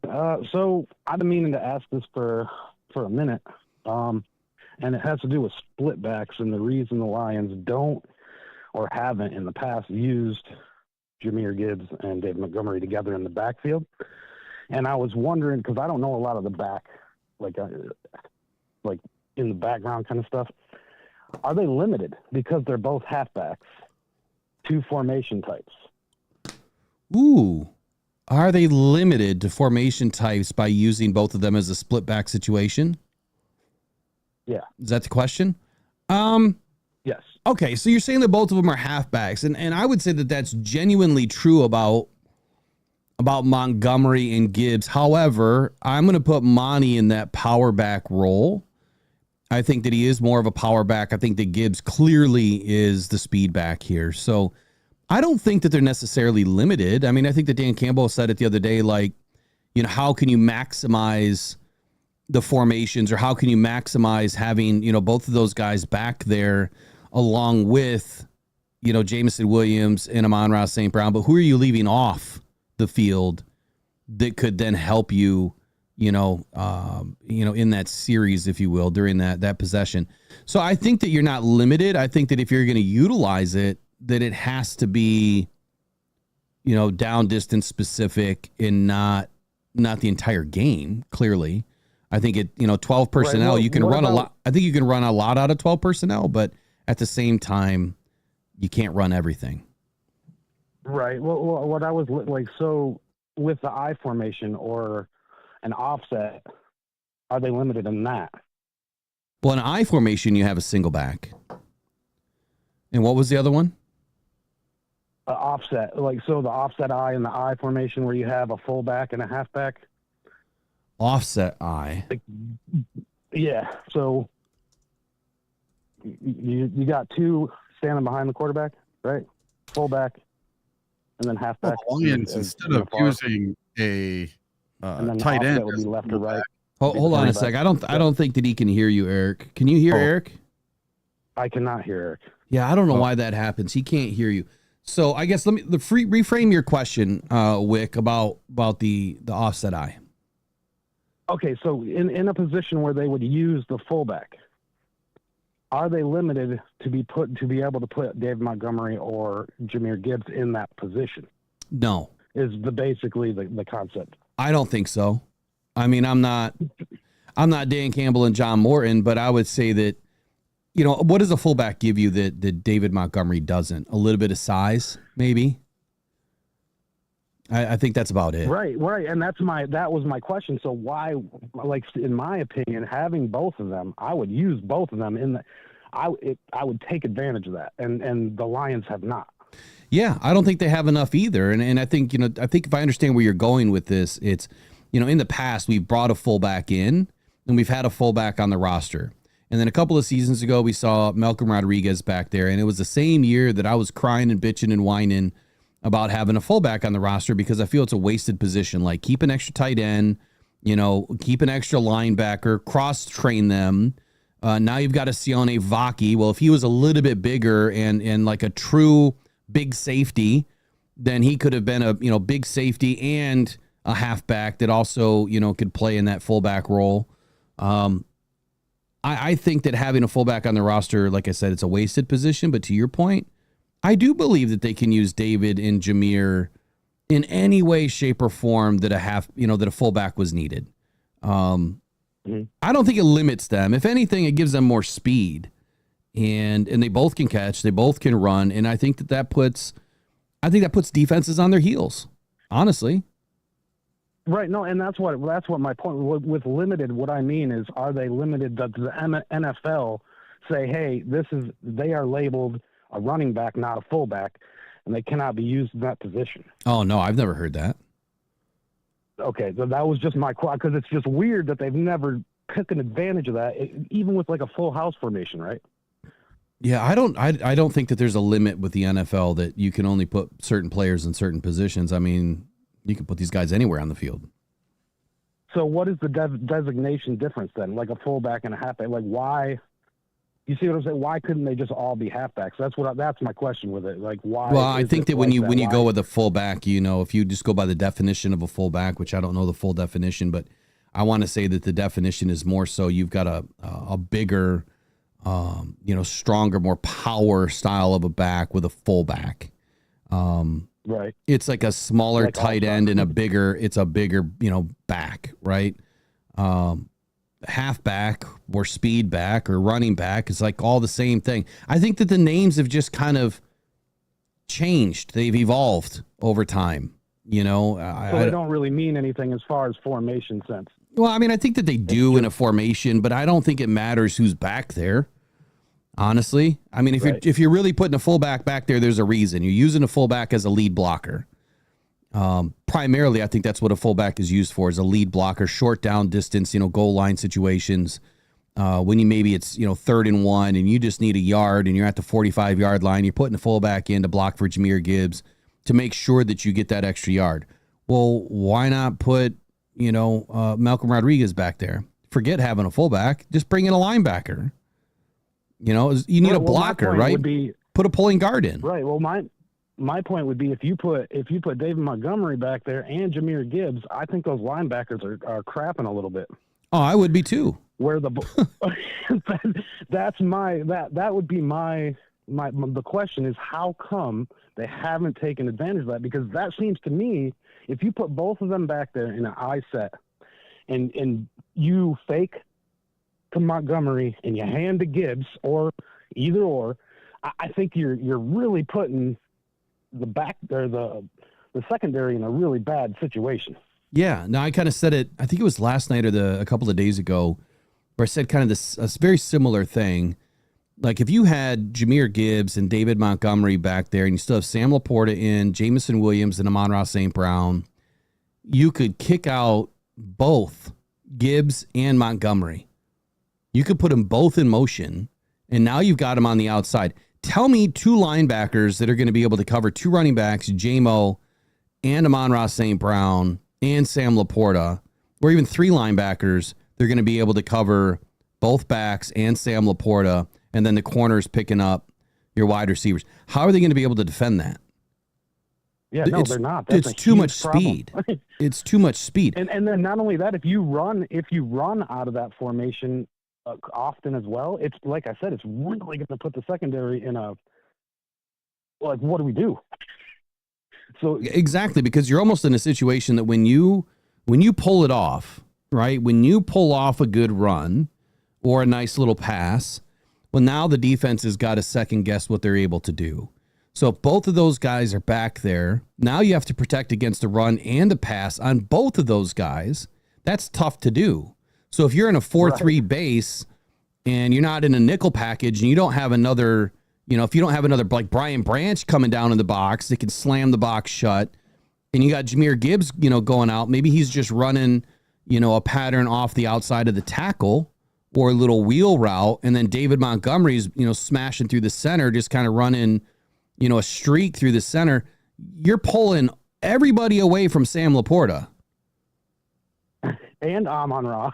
And Amon-Ra. And then you've got J-Mo that just streaks downfield. The top is off, and it doesn't matter who you throw it to at that point. Whoever gets that ball is going to get 15, 20 yards or more. And the kicker to this is both of them block well. Exactly. So the options out of that backfield are crazy, because you can fake to Gibbs, you can fake to Montgomery, you can give to both, you can have them both motion out. The options are like crazy unlimited, and it's just crazy to me that they've never taken advantage of that. And I was just wondering, that was the whole thing of the question. I think we've all been wondering, Wick. Kind of limits that. Yeah, we've all been wondering why the NFL limits them. No, they don't. Not that I know of. I've never heard of that. I've never heard of the NFL saying you can't put this player at this position.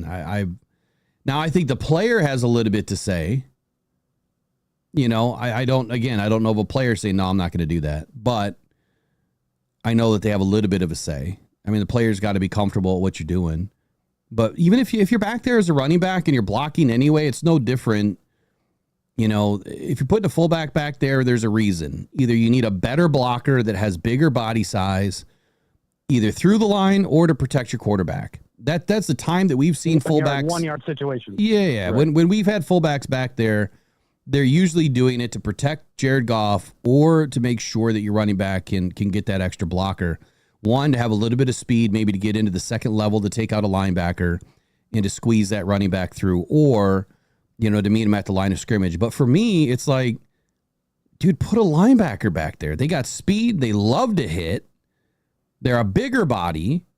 They can do the same thing. You put a 4-4-5 or a 4-5 linebacker. It's really not that big of a difference than David Montgomery's speed. It's a big difference from Jahmyr Gibbs' speed. But then again, I think that you're maximizing. However, a linebacker is way more limited as far as to handing the ball to him. Whereas when you put David Montgomery in there, now he can get the ball. Exactly. But the point I'm trying to make is yeah, but the point opens up the world. Yeah, the point that I'm trying to make with it though is instead of keeping a fullback on the roster, you just use use a linebacker in place of a fullback. Forget the fullback. Got you. Keep an extra linebacker, keep an extra receiver and use a linebacker in that situation. Keep an extra lineman and use a linebacker. Or if you have a lineman that is really nifty, Penei Sewell's got some nifty feet and he can catch the football. Right. You could put him back there as a blocker, but obviously you don't want to take him off the right side of the line either. So that probably wouldn't be a good play, but yeah, Definitely I like an interesting topic. I'd be interested in Eric's, because I have to switch over to the stream, but be interested in the conversation back and forth on that situation, because it's just weird that they haven't exploited it. Yeah, and I think that Morton's going to try to this year, but we'll take the rest of it off air. Thank you for calling in. Let's listen to what Eric's got to say. All right, cool. Thanks, buddy. Bye-bye. All right, so there's the question of the day. How come the Lions have not taken advantage of Jahmyr Gibbs and David Montgomery in the backfield? Eric, you and I have talked about this numerous times. Yeah. What do you think? Why haven't they? Will they this year? And what do you see happening out of it? They've been talking about it for years, ever since we drafted Jahmyr Gibbs. They said his rookie year that we're going to set him out wide and we're going to do this, we're going to do that with him. They never did. Well, this year they are, and we saw it in practice. We saw where Jahmyr Gibbs was split out wide with J-Mo and St. Brown, and guess who was in the backfield? David Montgomery. And what did they do? They faked passing the ball to any of the wide receivers or Jahmyr Gibbs, and they threw the ball to David Montgomery. What a great play, right? While you guys were talking, I did a little research. In the NFL, a halfback, also known as a running back or tailback, and a fullback are both offensive positions, but they have distinct roles. A halfback is primarily a ball carrier, while a fullback is primarily a blocker. So if you remember, in the past couple of years, we actually had a fullback, and then what was his name?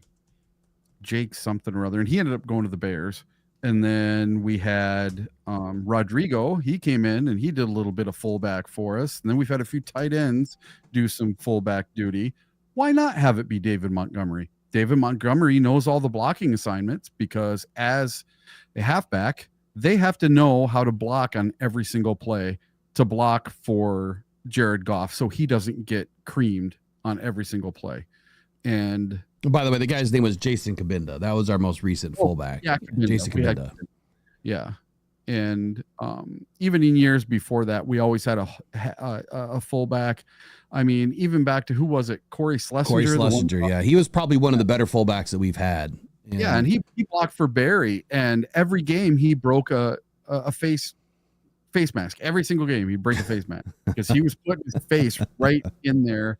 And he was blocking on every single play. And I used to love having a fullback. I always thought it was a great position for the Lions to have. But now with these speed backs, especially like Jahmyr Gibbs, I don't think we need a fullback anymore.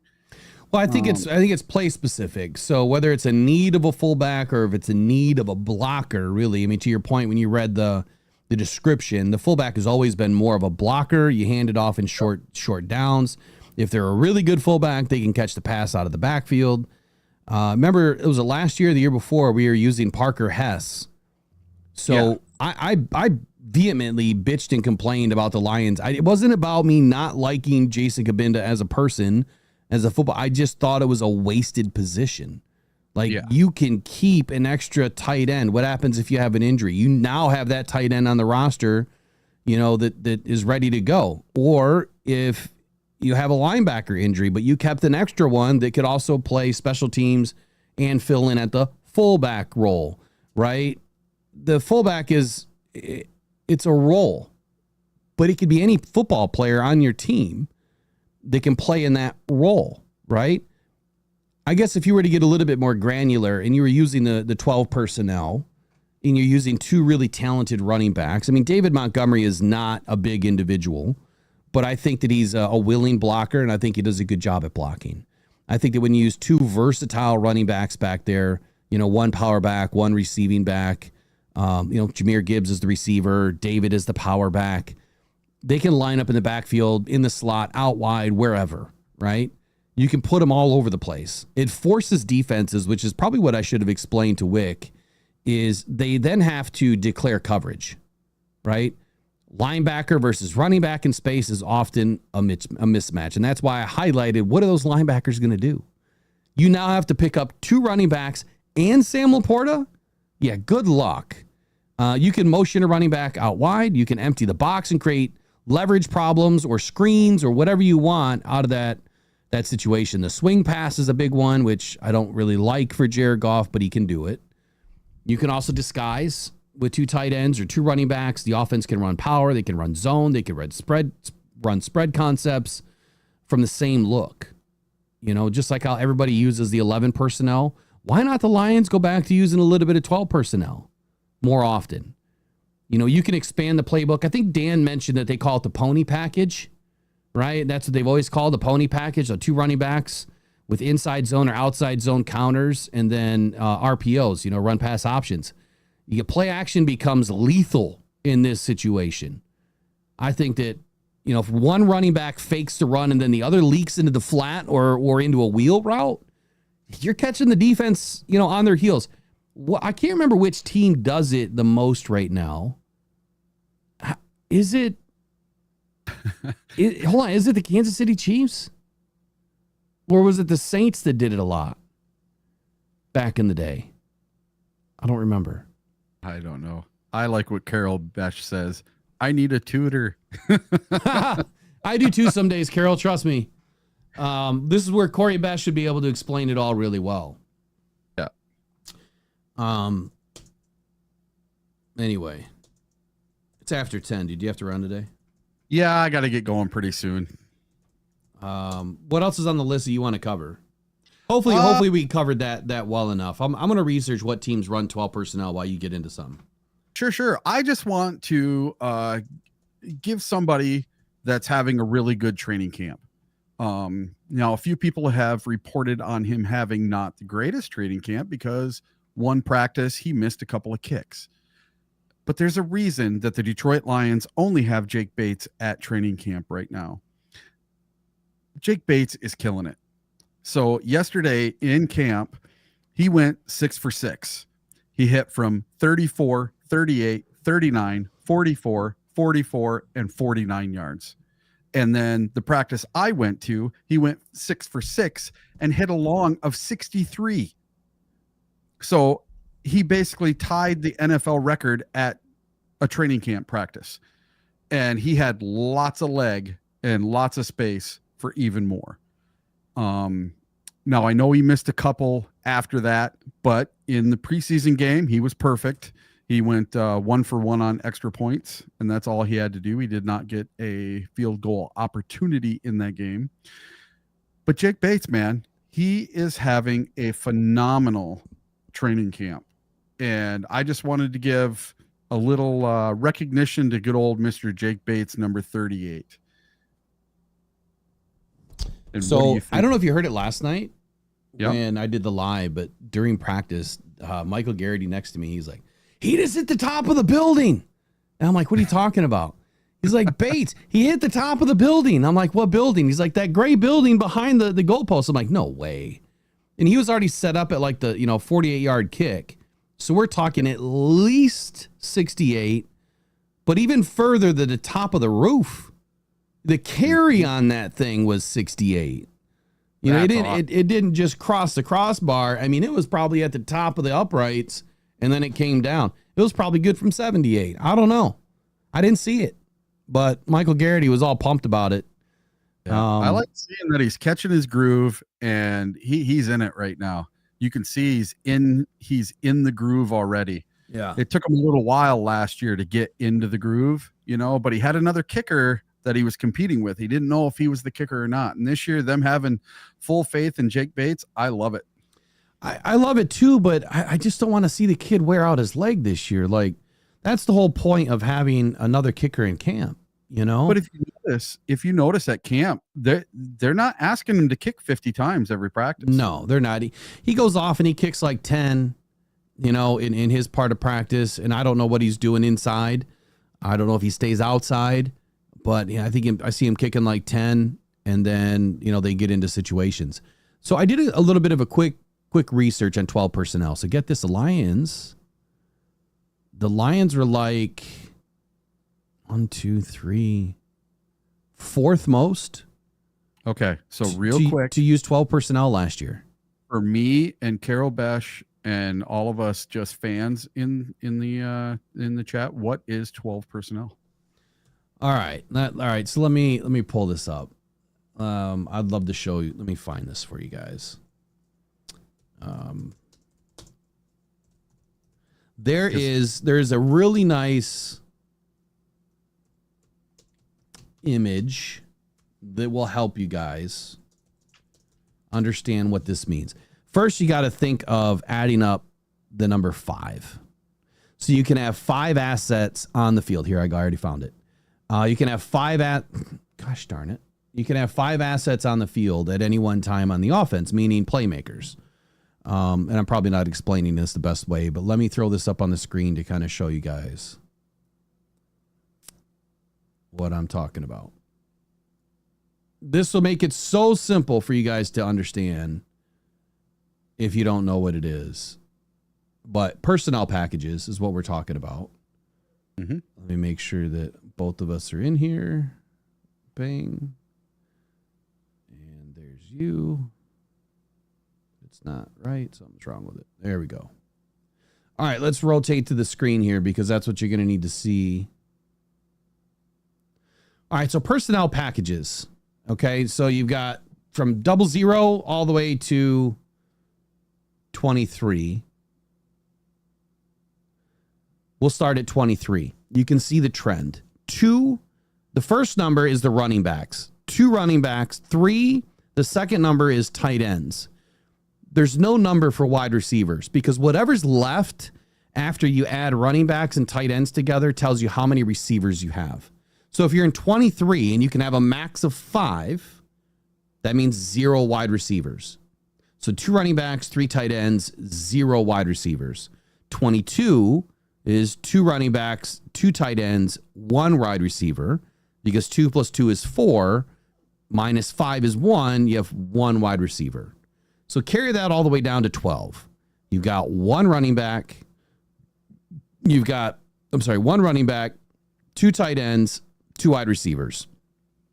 21 personnel, not 12 personnel. What we're talking about today, 2 running backs, 1 tight end, 2 wide receivers, which is what I want to see the Lions running a lot of. 12 personnel with one running back, 2 tight ends, and 2 wide receivers would have 2 tight ends out there, not 2 running backs. So let me look up 22 personnel. No, 21 personnel. Hold on, Gunner. 21 personnel. You get it now? Mm-hmm. Yep, I see. Who ran the most? 21 personnel. Need this on a little card. I have it. I have it printed out somewhere. When I first started doing this, I had to learn all the groupings. Baltimore Ravens last year dominated with 21 personnel. They ran the most packages. And so when you think about that, right, you have Derrick Henry as their feature back, but he's huge. So you can definitely utilize him as a power back, as a fullback, as a running back, as a receiver. You can use him as anything. Who was their other running back last year? Ricard, I think. I don't even know. I think it was. But based on a quick research, it was the Ravens that used the most 21 personnel. So I transposed my numbers. We're talking about 21 personnel, Wickster, not 12.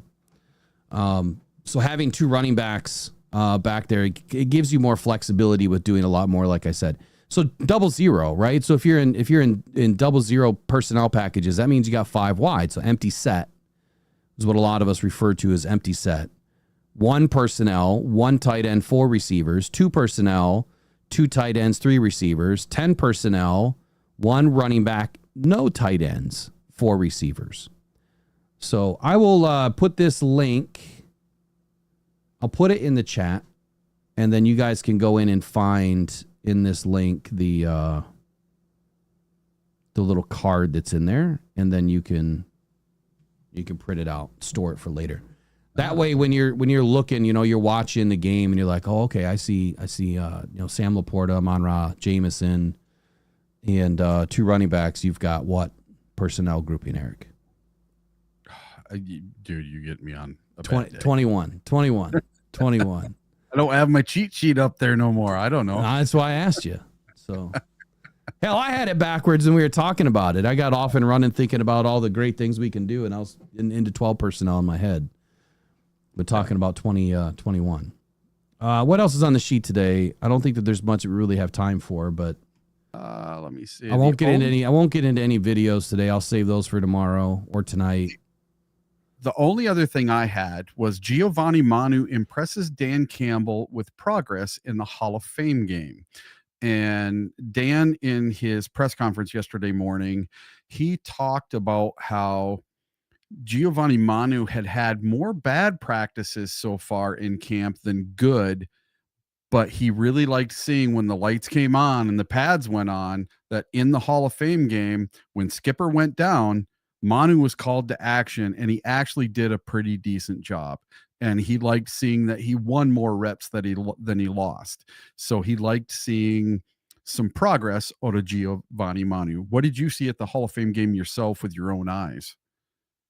I mean, I took some picture, right? I did a couple of videos of Manu, and I haven't had time to go in and cut it all up. Maybe if I get some time today, I'll try to cut up some of the Manu tape. But I wanted to get stuff because what I noticed, the NFL Pro or the Pro subscription that I have that gives you all of the footage, they didn't do anything for the Hall of Fame game. I don't think they're doing anything for preseason. Hold on a sec. Garrity, is that you? Oh, he hung up. Huh. I think Garrity was trying to call, but I think he just hung up. Huh? Michael, call back.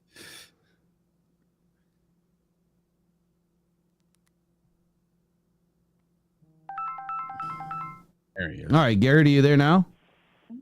Yeah, I'm sorry. Yeah, no worries. What's up, man? I didn't know if you were to go on a run real quick, and I didn't want to interrupt what you were talking about. No, you're good. Go for it. Okay, listen, I wanted to touch back on Hooker. Something yesterday at practice. While the first team was over scrimmaging, they had Hooker on the second field in front of us, and it wasn't just back to the basics. It was step 1. Footing on 3-step and 5-step drops. If that doesn't set off alarm bells, nothing should. If Hooker's getting a start against Atlanta this week, if he doesn't play well, I think it's time to, we don't have a backup, man. I mean, yeah. So what Michael's talking about here is, and I'm glad you brought this up, and I did mention it yesterday. I'll go ahead and hang up, Will, and let you just take it from here. All right, I got you, buddy. Thank you for calling. So what he's talking about, and I made notes on this and spoke about it, I think, last night, but let's highlight it again. So on the second field, they were doing 11 on 11, 7 on 7 drills. And while they were doing that, Hooker was in the field in front of us with Mark Brunell, another positional assistant that I didn't know who it was. I couldn't recognize his face, bigger guy. And Hendon Hooker's doing, 3 5-step drops, a lot of footwork, not really throwing, the football a lot, but doing a lot of footwork drills with Brunell watching. So I think what Michael Garrity is saying is, why doesn't that set off alarm bells more than anything else? That if he's still working on footwork in practice as opposed to plays, you could make an argument that he doesn't have it down yet. The one thing that I said about Hendon Hooker, which was going to be very difficult for him, was coming from a very wonky offense in Tennessee where it's just kind of step back and toss it up to somebody, right? It was no timing involved. I mean, I'm sure there was, but not like this. This offense is all about timing. You need to be at this spot at this time, and the ball's coming, right? So you got to look. The ball's coming. You may not even be looking at Jared Goff. That ball's coming. If you don't have the timing down, that ball's picked off. Or that ball's in the dirt, or it's a bad throw. The fact that he's working on drills, I mean, I think that a lot of quarterbacks work on drills this late in the game. But when he comes from a very poor performance, and now he's working on drills, that clearly showed the Lions something in that game that they didn't, like, that he needed to work on. So at least he's working on it. And hopefully it helps him out versus Atlanta on the 8th. Clock's back up, by the way. Clock. Oh, the timer clock. I see. Yeah, the countdown. Counting down the days until what? The Atlanta game? That's the Atlanta game, yeah. Ah, okay. So each week we'll have the countdown timer for each game, because it is the Pro Sports Zone clock. They are the season sponsor for the countdown clock. So each game, you want to get in the zone. You want to get into Pro Sports Zone. Get all of your favorite teams' jerseys, accessories, anything that you want, man. You head to Pro Sports Zone, wall-to-wall merchandise. Only the best, only the newest, only the hottest designs in stock. And I'll tell you, John Yu, man, he's a special person. He has the best customer service at the lowest prices.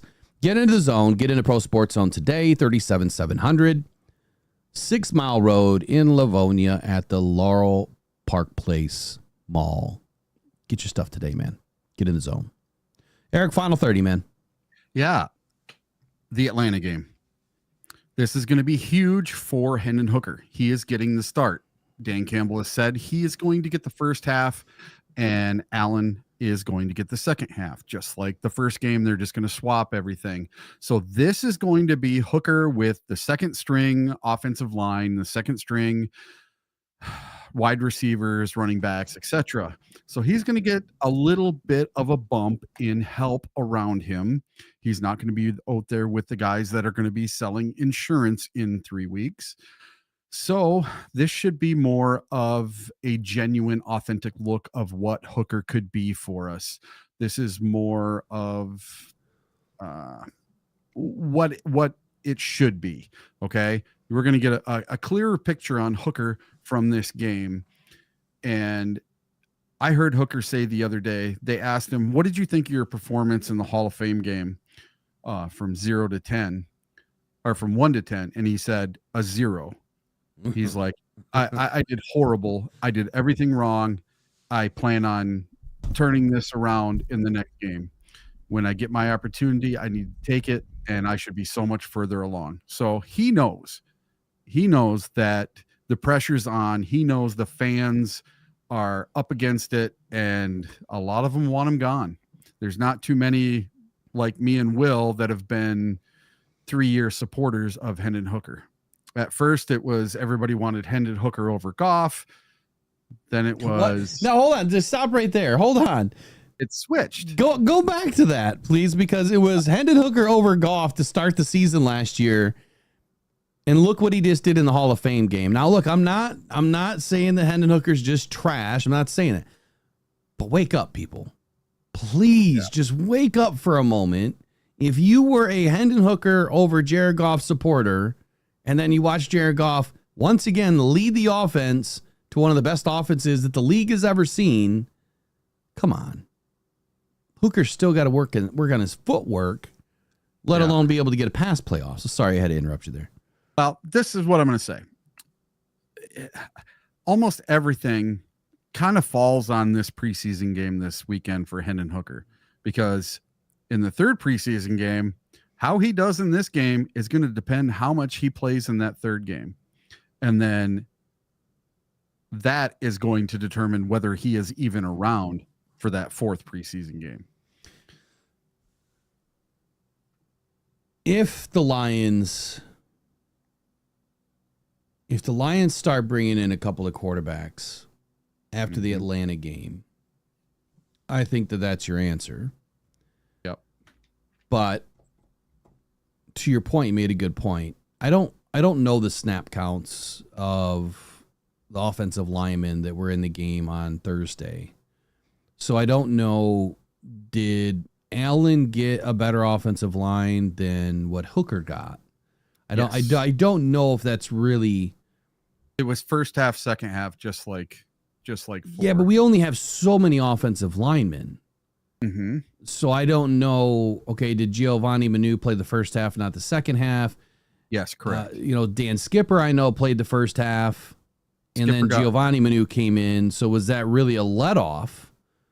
Did that hurt him? Netnani Moody did not have a good game.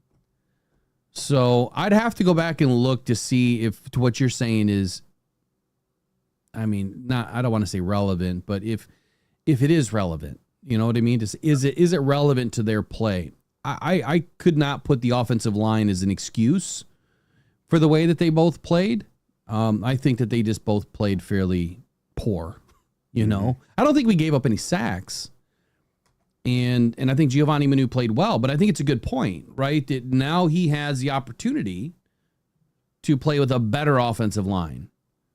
And what is that going to look like for him in this first preseason game?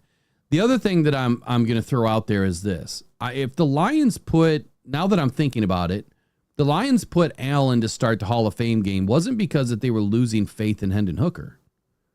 It's because the first preseason game is against Atlanta. That's the real preseason game. Hall of Fame game is just a giant practice, right? So I guess to your point, we'll see what happens with Hendon over the next couple of weeks, next couple of games. I think he's going to be around for the rest of the preseason.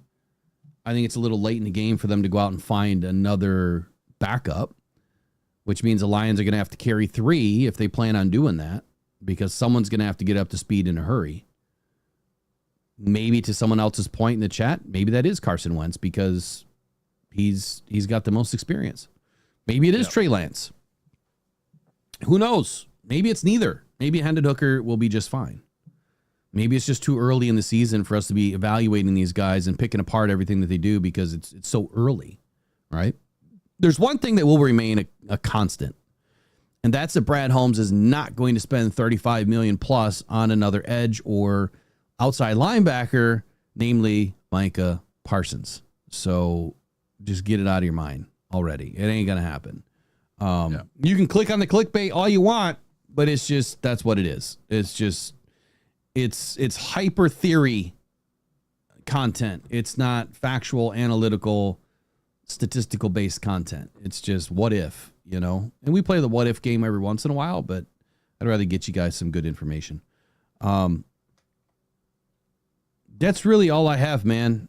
It's going to be a good night practice tonight. I will not be at. I did not get a ticket for tonight, which is okay. I got a lot of stuff to do around the house for me to get caught up. We got a big game coming up. First preseason game. We got to see how these guys react.